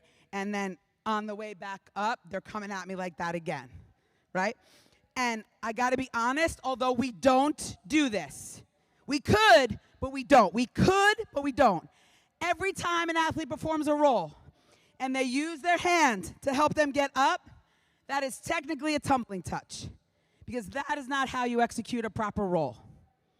So think about every single time you put a roll in and one of the kids puts their hands down. Technically, we won't, could be a tumbling touch. I also want you to understand that in level 1, once I see the minimum amount of walkovers for your team, I don't care about your rolls, roundoffs, and cartwheels. They do nothing for your tumbling difficulty, right? Now, on the other side of the coin, I get it. You may say, well, we want to do a team tumbling pass. We want percentage of team incorporation. Okay, fine. But if you give me one roll, one more roll, here comes a cartwheel, one round off, and a lot of times it's like, Teresa! And then we go, right? And then it's like, Melissa! And then we go with the roll, right? You're wasting time. You are wasting time. If you want to do percentage of team incorporation and you have 8 girls that can only do rolls, roll the 8, want it all together. I mean, don't do it, but if you're going to do it, don't. But if you're going to do it, roll the 8 all at one time. You're wasting time by doing a roll, a roll, a roll, a roll, a cartwheel, a cartwheel, a cartwheel, a cartwheel, a round off, a round off, a round off, and then your walkovers. 26 rolls doesn't equal 1 walkover, right? I can't give you points in the high range for rolls or even cartwheels or even round offs. I can only give you credit for walkovers if you do a walkover. And I get it. You're in a tough spot because you want everybody to say they're in the tumbling pass. I get it. But if you're going to do that, do the lower end skill all together. Even the cartwheels, even the round-offs. And then get those walkovers and do them again and again and again and again and again and again and again and again. Remember, tumbling is cumulative. From the first beat of music to the end, we're always counting. Okay? You do not need, if your number is 4, you do not necessarily need 4 people who can tumble. You can have 2 people that'll get you to that 4 number. Remember, 4 is your minimum. If you need 4 walkovers and you do 4 walkovers, I am happy to give you a 4.0. You have a great day. I don't think today's happening for you. Right? We want beyond the 4, 24. Right? We want multiple, many walkovers. A lot, a lot, a lot, a lot, a lot. It's cumulative, but it... Is that not me, right? You okay over there? Okay. Did you break anything? Did you break anything? Okay. Nothing to see over there. All right, cool, cool, cool. Okay. So, again, you know, I get like, oh, we want the idea of the tumbling pass. When we talk about a tumbling pass, you're like building up, right? From like the leastest to the mostest, right? I know those aren't words. But from least to most, right? And so that's okay. But my fear is you're wasting time. It's too much time where you can put all those together. And honestly and truly, maybe that's a game day thing you want to save. And really just go after and capture those walkovers and have those cartwheels and round-offs and rolls. Maybe do some stunts or something behind to get you other points so you're kind of tag teaming your difficulty in that situation. Okay? All right? So think about it. Again, I understand from your perspective, it's like, oh, we want to try and do this team thing. I totally get it. Competitive, like, you're not beating me, anything at all costs. I want to win. I will push you down in the dirt. Me? Right? I know that's not what Pop Warner's all about. I get it. Totally get it. But if you're really from a competitive standpoint, those rolls, those cartwheels, those round-offs are not serving you any purpose. The only time I'll take a cartwheel or a walkover in level 2 is if we're using it for transition, right? Because the walkover is pretty, it moves, it can get you a panel or so movement, right? So that this way you can kind of transition with those. Okay? All right? Jumps, you know how I feel about jumps? You know how I feel about jumps.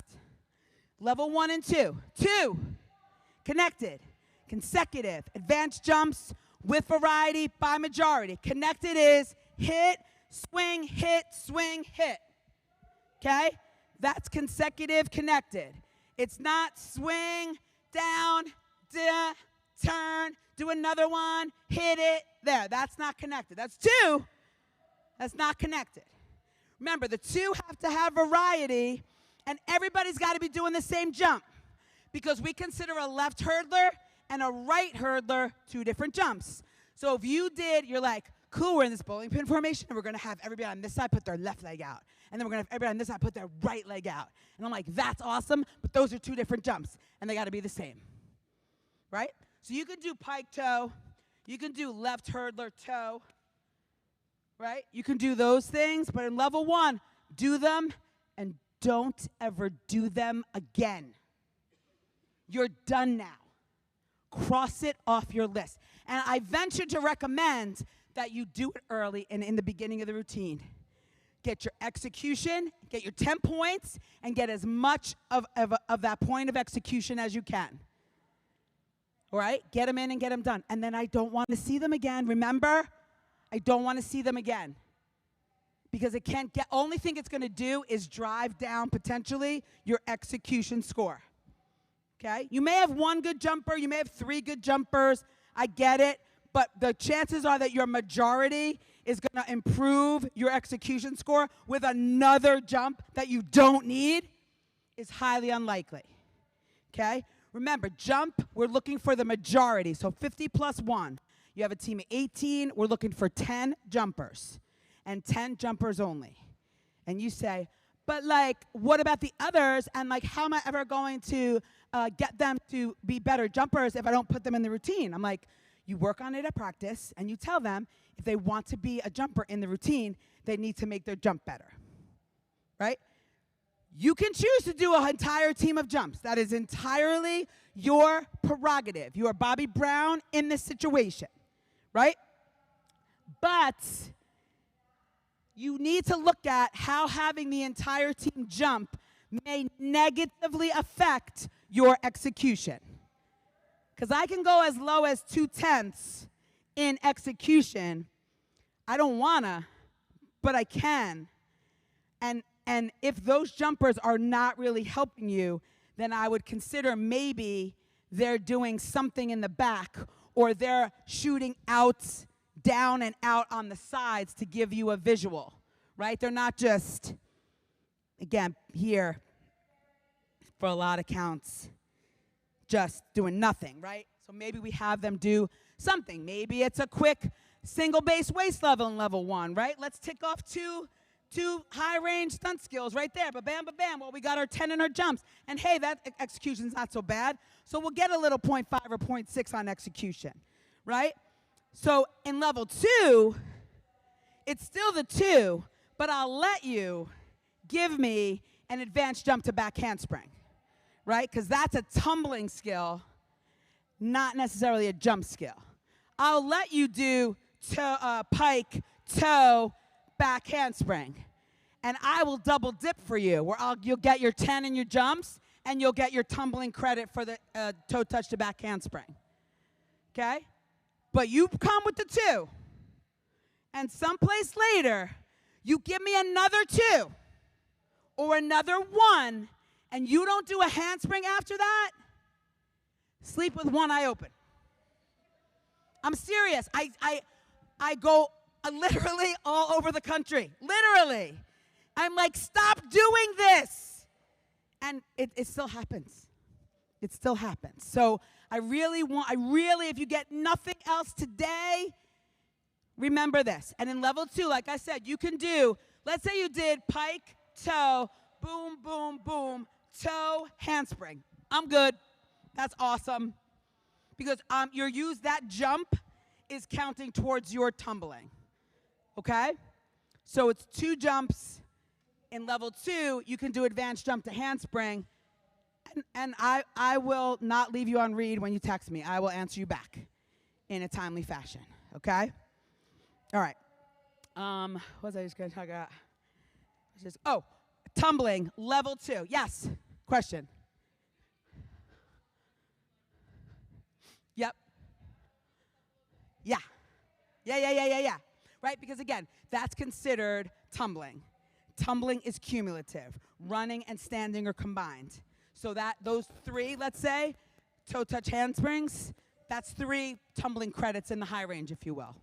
Right? So why not? Now, maybe you want to do them separate because a lot of times on a let's say toe touch back handspring, the tumbler is either anticipating the handspring, so they're cutting the toe touch, right? They're bending the legs in, or they're shortening the height of it because they're anticipating the handspring.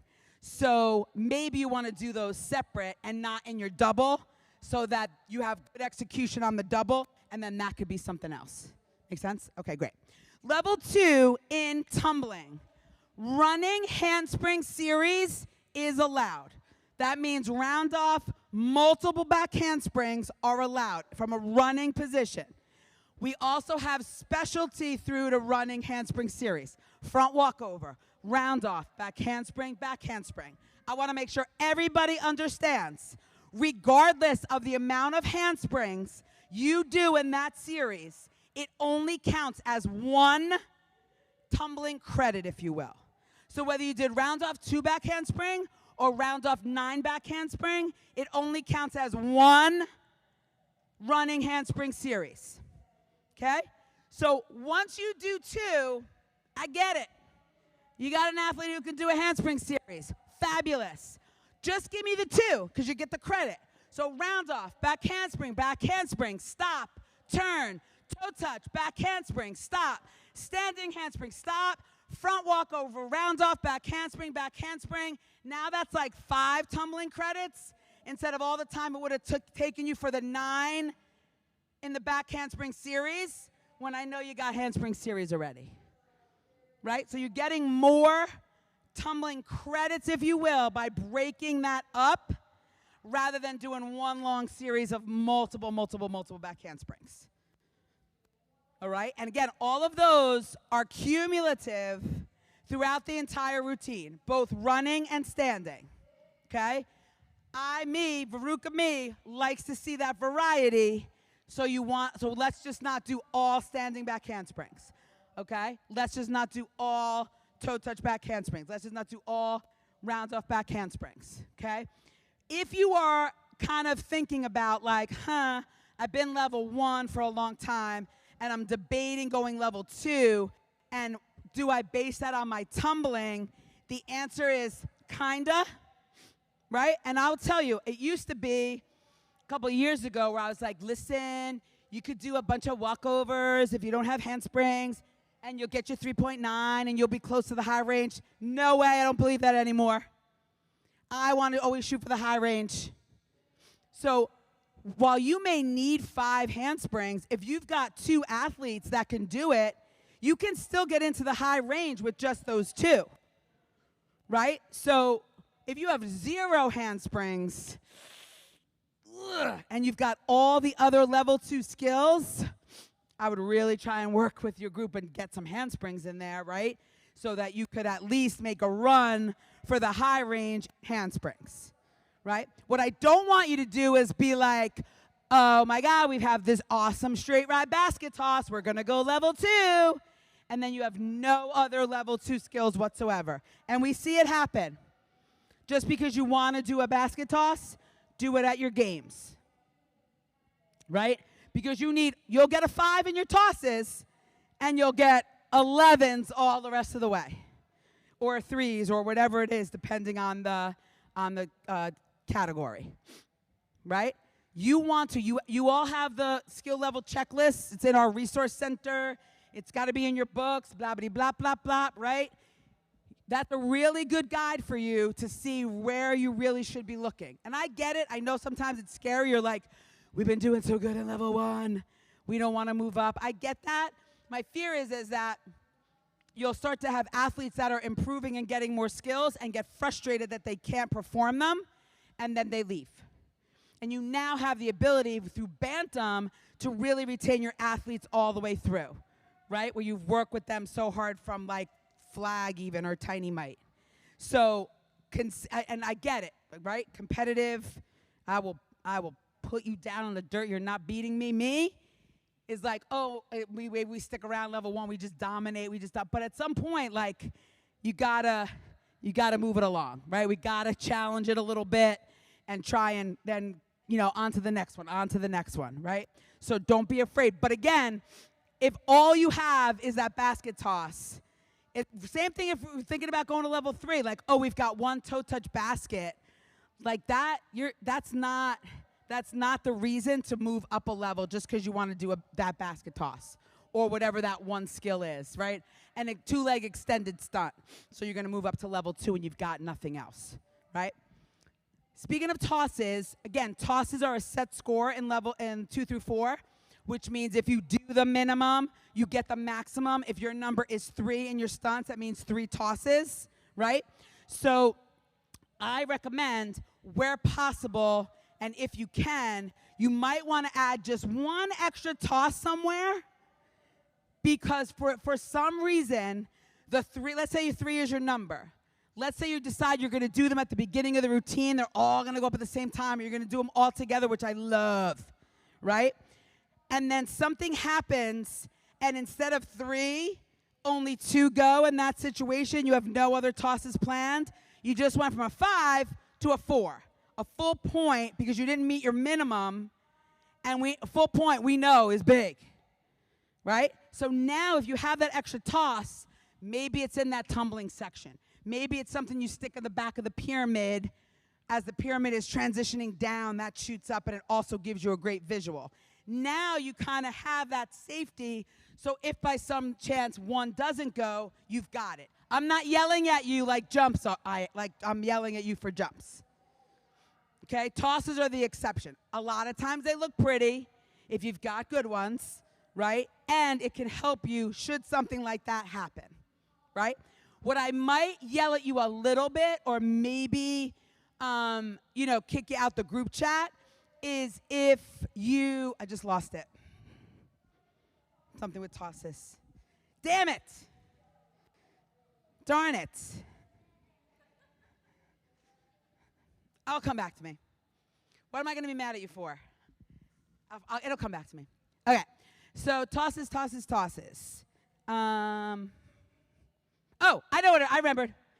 Is if you put it at the very end of your routine. It is not the exclamation point you think it is. Because what goes up must come down. And I'm watching it until the very end. Right? So it's like, ooh, that's cool. And that's just the ending. And that's your big bang. And now it's not giving you that clear, that big exclamation point that you want it to be.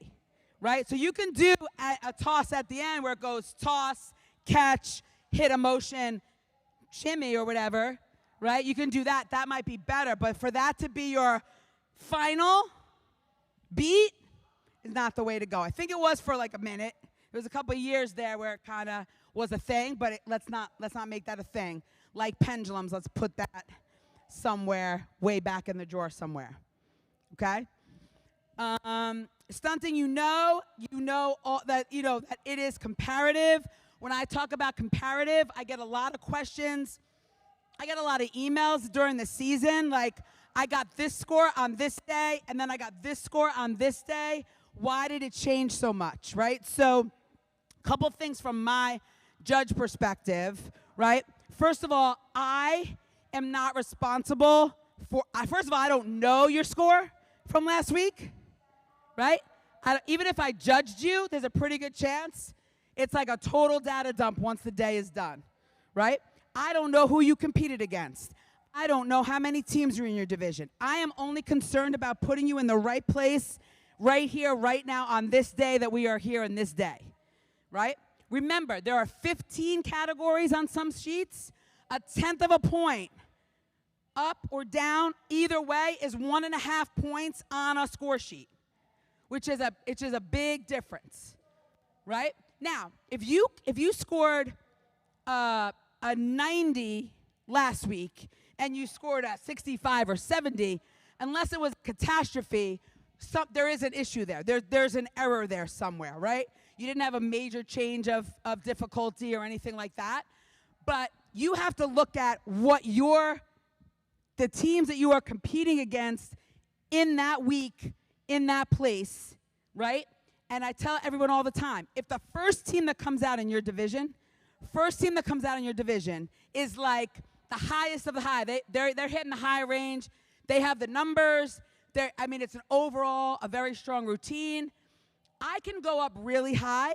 I cannot go to the highest of the highs. I'm not giving out a 15. I'm probably not giving out a 14.9. I may be giving out a 14.8, but I'm probably going to be 14.7 for the sake of argument. They have the goods to get in the high range because I do not know what's coming out after them. And I have to leave room up at the top on the chance that somebody is coming out that does more and better, right? So I got to leave room up there. Now, if nobody comes out better, then I got to put everybody else underneath them, right? If somebody comes out better, then I have room at the top. So if the first team's kind of setting the tone wherever they are, and so they may be a mediocre team, and I start in the middle, 14.3, 14.4, let's just say. Now let's say nobody comes out better than them, I got to go underneath them. So that starting point might have been lower than the starting point you started at the week before. So that's how it can vary. If you're getting in the high range, right, you're getting consistency of scores. If you're getting in the high range and you're still not beating some of those teams, this is not trying to be funny. Truly, it's not. It's very simple. You have to do more. They're simply doing more than you. Now, if you're matching up for the most part in difficulty and you're getting beat on execution, well, then you have to do it better, right? If that's what's happening, you have your scores to see, and you can see where do I need to improve. If you're going into a couple of different competitions and you keep getting like the same feedback on a certain skill, maybe you got to take that feedback and make the adjustment, okay? So those are all the things I want you to think about. I don't want you to get so bogged down in that bottom number all the time. You have to look at that bottom number as it compares to everybody else on that day. And I can't compare you last week you to this week you. It just doesn't work that way because I'm comparing last week you to everybody else's last week them. And then this week you to everybody else's this week them. Does that make sense? Okay? And I know like maybe it's frustrating. I know sometimes we need a more tangible, like I said, if I do this, what will I score? Well, with comparative scoring, it is impossible for us to give you that number. Again, it's always just if you're feeling a deficit, do more. All right? Any questions? I hope that gave you some helpful hints. Yeah? Yeah. Levels. What level? Yep. Yes. Correct. Sure. Well, I mean, you're saying, I don't want you to only look at tumbling because, again, it's cumulative. And usually you always have somebody on the team that could, or one or two that can do the skill. When we're talking about stunting, you may not see it August 1st or August 15th whenever you're allowed to fully stunt. But if you've got a glimmer of like, oh, I think they can get an extension, right? So then that is something, because what's your declaration? Do you have to declare by September 30th? So you have a month, okay? So if you're seeing glimpses of that, right? And again, when we look at the ranges, when we look at even the high range for difficulty, there's still always something in there, a little something for everybody that we feel is like manageable or attainable. So if you can hit some of those in the onset, then it's like, okay, and then we have some room for growth there, then that might be the way to go. Yeah, all right? Okay. What's that? Hard to decide. I know it is. I know. So, any other questions? The Rooks are going to join us now while we finish up. We're going to do some little stunting drills and tips and start talking about that. And then we're going to wrap up. And again, any questions? I think we still have the stunt group. If you want to see anything, if you want to do anything, we'll be happy to do it. I'm going to take a quick break and get a drink, and I'll be back. Thanks.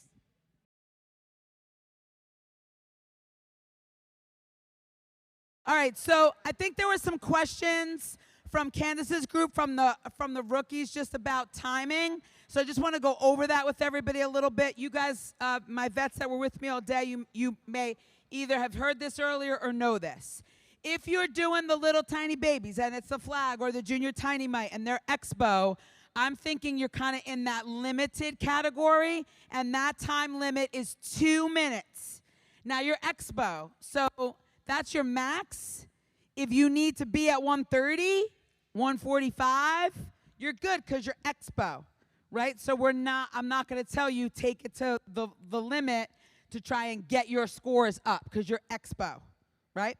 Show cheer, if you're competing and you're a junior tiny mite and you're doing limited, it's still 2 minutes. Anybody that's competing at limited, the max on timing for level 1 limited is 2 minutes. Everybody else, show cheers level 1 through 4, you're 2 minutes and 30 seconds. Okay? 2 minutes and 30 seconds. Okay? Sideline performance, you are 1:45. 1 minute, 45 seconds. Okay? All your dance, your palm, your hip hop, your theme, 2 minutes, 30 seconds of routine time. Theme, you get a little extra time with setting up your props, if you got them. But the actual routine is 2 minutes and 30 seconds. Okay? Remember, you've got a set count in the beginning where you can get set without the timer starting. Don't forget. For sideline, if you have who's doing sideline performance? We got sideline performance, beautiful. Sideline performance, team before you finishes. They start to leave the floor. That is your time to go on the floor and set your props. Your signs, your flags, your megaphones, your banners, whatever it is, that is the time. If you need to, if you're not running out with them. Then you go back in the chute, you go back off to the side, you wait to get announced, and then as soon as that first person steps on the mat, you're on the clock. And spirited entrances are now being judged in the crowd effective category, so you want to make sure that you're making that entrance something that I can judge. Okay? Spirited entrances are allowed and encouraged because they're now a scoring element. Yes, ma'am. Game day. Yeah. Well, no music. No music, right? Yeah, and again, so for sideline, if you look at the sideline scoring grid, we're kind of giving you all of that, more of that difficulty. We're kind of giving all of that to you for free. In sideline, only one jump is the requirement. Now, I know in sideline, from a spirited point of view, more jumps are usually done, so we will not be having arguments if I see more jumps in sideline, right? They're never the answer, but in sideline, they could just kind of be almost just like a little aside, a soliloquy, if you will, right? So then for stunts, I only need to see prep level 2-leg stunts by majority for you to get that 10. Now, you can do shoulder sits because those are part of sideline, and they really are able to, you do those shoulder sits to really kind of move around and have another level, a visual level. But you really only want to do the prep level 2-leg stunts to hit that range. And then for tumbling, you only need single handsprings by a quarter of the team to get the 5. Everything else is based up on that top, which is your crowd effective materials, which is your use of your props, which is your voice and your clarity, right? Remember, we're not telling a story here. We want to talk about we're the Tigers. We're going to spell it for you just in case you don't know how to spell. Okay? We're going to tell you what our colors are in case you can't see them on our uniforms. We're going to talk either about offense or defense because that's what we're really good at. And we want you to cheer with us for that team. That's the crux of what sideline performance is. Sideline performance is not story time. You want to make sure that you are using specific, clear, sharp, short words so that when you have people answer you back, they can do it. Can't do go blue, go white, go Tigers, go fight. Let's go Tigers. Hey, go Tigers, go Tigers. Tigers, go, go, go, go. Because people will not be able to follow you. Okay? Short, repetitive. You could do a couple of kind of catchphrases and do them on repeat throughout that routine. Okay? Practice with your parents. Practice with them before you go to compete. They're going to get nervous too. So it's good to have practice. And they're probably still going to screw it up. We love you, parents, but still, they may not get it right.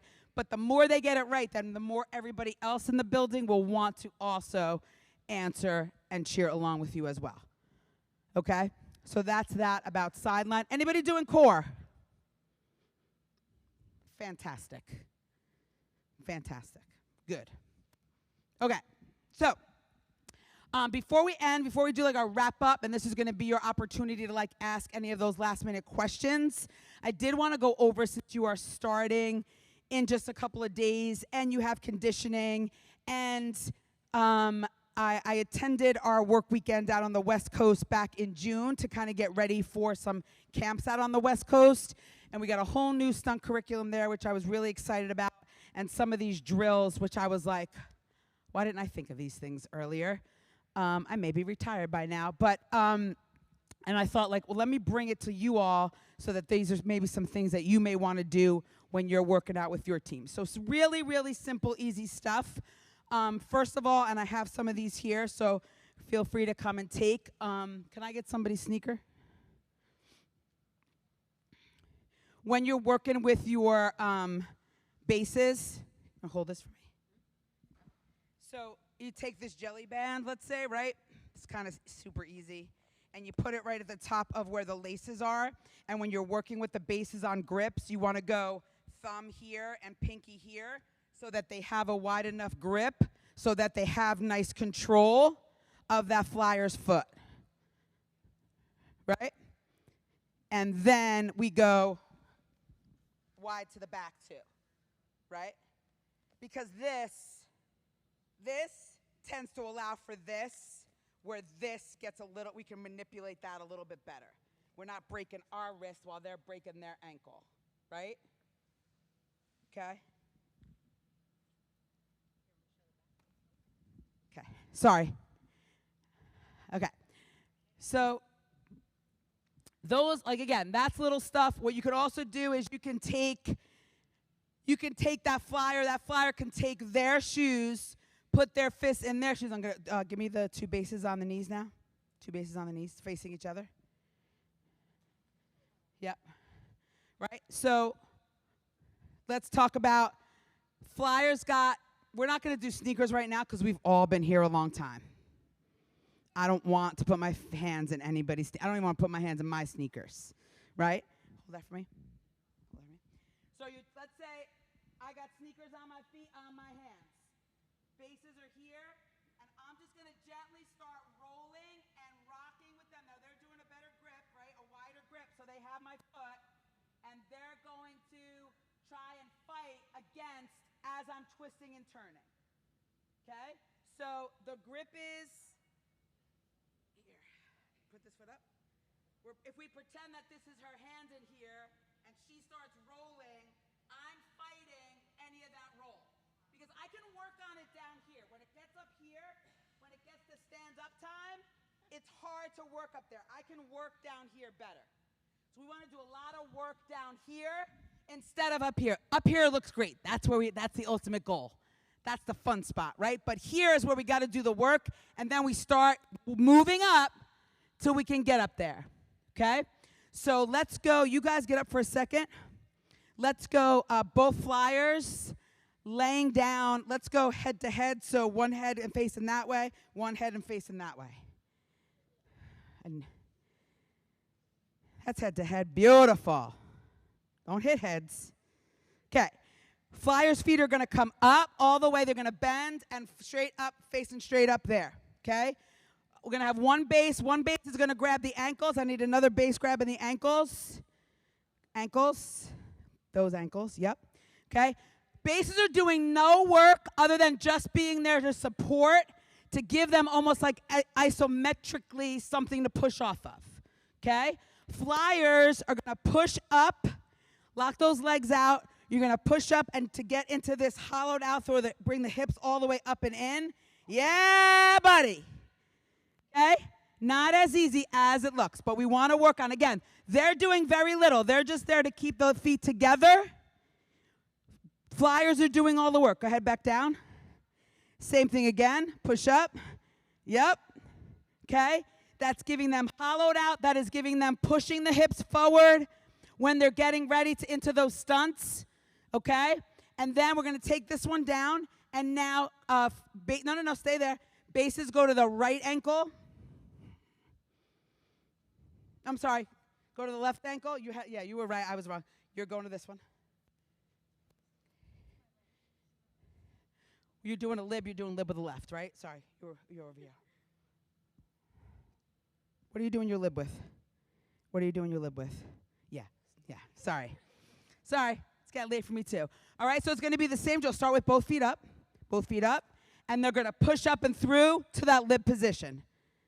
Yeah. Hands in tight at your sides. Okay? Just small, tiny little drills so they start getting used to how they are controlling their body. You get this a lot, especially with the younger, right? They're little. We've determined they're going to try flying, but they don't have any body control, right? Let's do our hang drills again like we did before.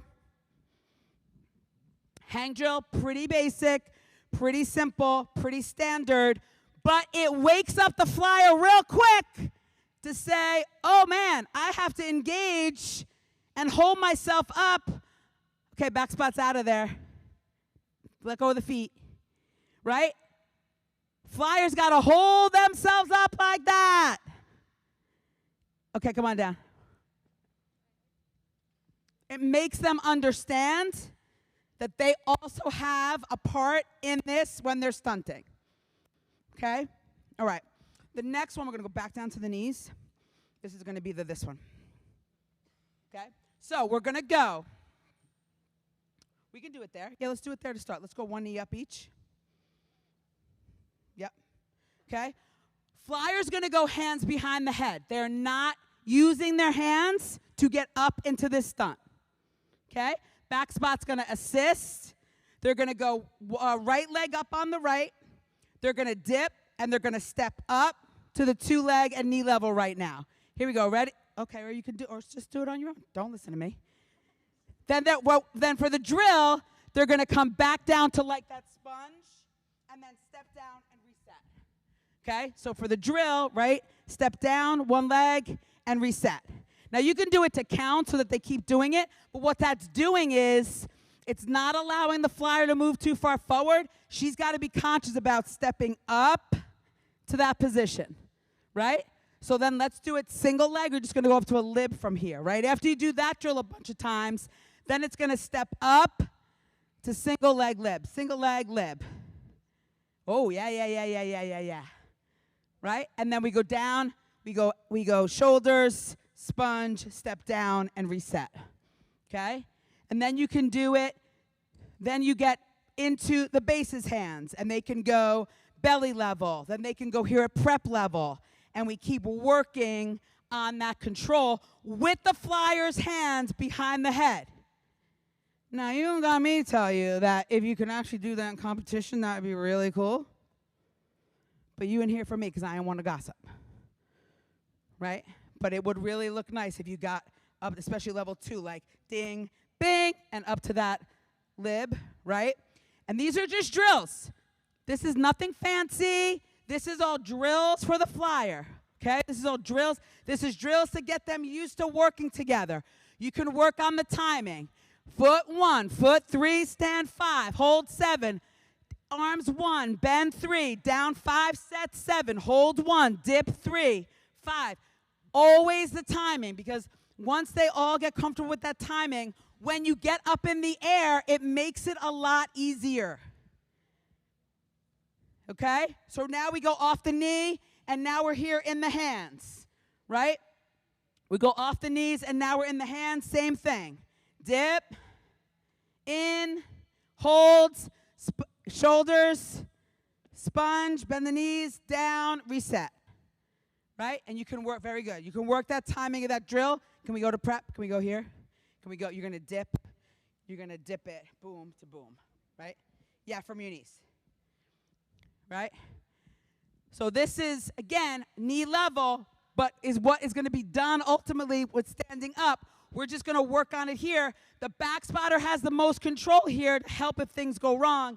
And she's really working on keeping that upper body up and staying straight into that position, because that's really what we're looking for. Go ahead.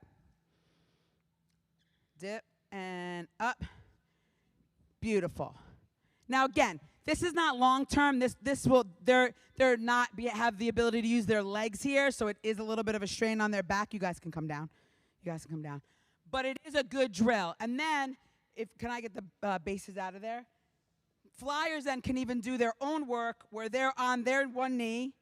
They're on your one knee here, right? And you're just going to step up to that lib. Yep, right, and down. And then when they get that, when they feel good about that, they're going to up and then a little hop, hop to try and hold that body position. Hop, hop, right, to try and hold and stay. Now, we're doing lib because it's just the easiest. Yes, it's still a body position. Obviously, we're not saying just do libs all the time in your routine. This is just tighter and cleaner, right? These are just drills. You're going to do flexibility drills with them, right? You want to do certain drills where, let's just say you have a bench like that, and they are, sitting on the ground, and they're working on picking that leg up and over it to work on some flexibility. So when you want them to hold a heel stretch, they have that hip strength in there to hold it, right? Rather than just kick it up and hope for the best, right? These are all like those little things that you can do in those first couple of weeks that when you're ready to get up off the ground and get this stuff into the air, that I feel you will have a little bit easier time. And now you're working with those flyers to understand what it means to be able to control your weight and use that straight up and down. All right? All right. What else? Am I forgetting a drill? Right? I think what else? I'm sure your brains are a little overcrowded right now with stuff, but we do have some time. So now's your time to ask your final questions, ask for a demo of something. Did we cover something that you're still not sure of? Is there something else you need to see? Anything like that. This is your time to shine and ask questions. Yes, ma'am. Level 1. Stunt and move it. Well, you can for level 1, you can only do stunts at prep level, right? And so the new rule since last year is that you can move them anytime. You don't have to wait till they're done building. You don't have to only do it in a load-in. So level 1, you can move the stunts at any time. If you're building it and move it, it's okay, like we were doing that arch back, flat backy thing before, right? Like something like that where you couldn't do that before last year. That would have been illegal. So now you can move it. But remember, in a stunt, you can't go above prep level anyway. So you can move. Let's do quarter.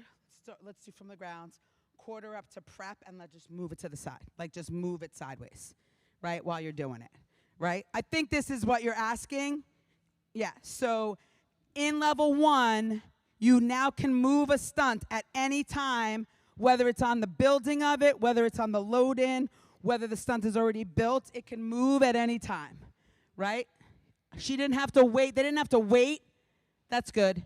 They didn't have to wait for her to be in that prep position. They could just go ahead and move it while it was building. You no longer have to wait anymore. It can move. While we're on the topic of moving, again, in any level, you can move any stunt. I want you to be very careful, though.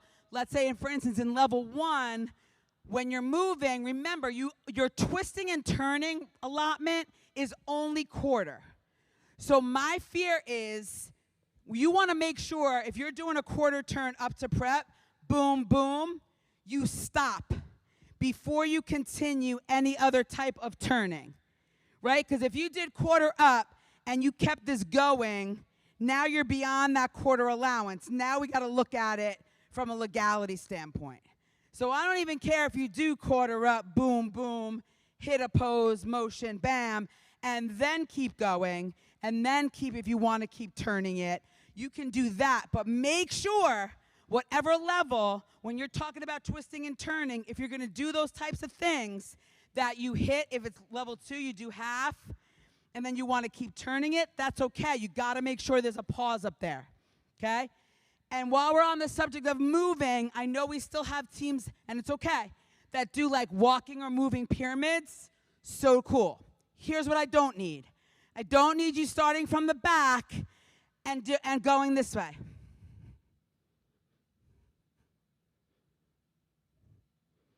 All the way to the front. What are you doing? Wasting time. Right? I get it. You can start here and turn the pyramid here, and I get that you're doing a moving pyramid. Taking it from the back all the way to the front is wasting time. Okay? So if you want to move those stunts, if you want to move that pyramid, do it faster and don't take all that time to do it. Okay? But it is allowed, it is permitted. Just got to make sure that you stop before you continue that rotation so you're not over-rotating on whatever your allowable twisting, turning allotment is. All right? Okay. Any other questions? That was a good one. Yo. Yep. Dropping the palms. Dropping and stepping. We're stepping palms. We're dropping palms. Here's the thing. We have kind of eliminated the if you step on a palm, it will be a deduction rule. Okay? I want you to make sure if you're using palms in your routine, when you are no longer needing those palms, that we get them out of the way. Now, if you step on it, I'm going to take a look at it to see if there's a potential safety risk in that steppage, right? So if someone puts a palm down and now I'm the base for a stunt, and now I've got that palm under here, and now I've got to put this person up, well, now my safety alarm goes off, right? I probably am going to warn it. I can't promise you that.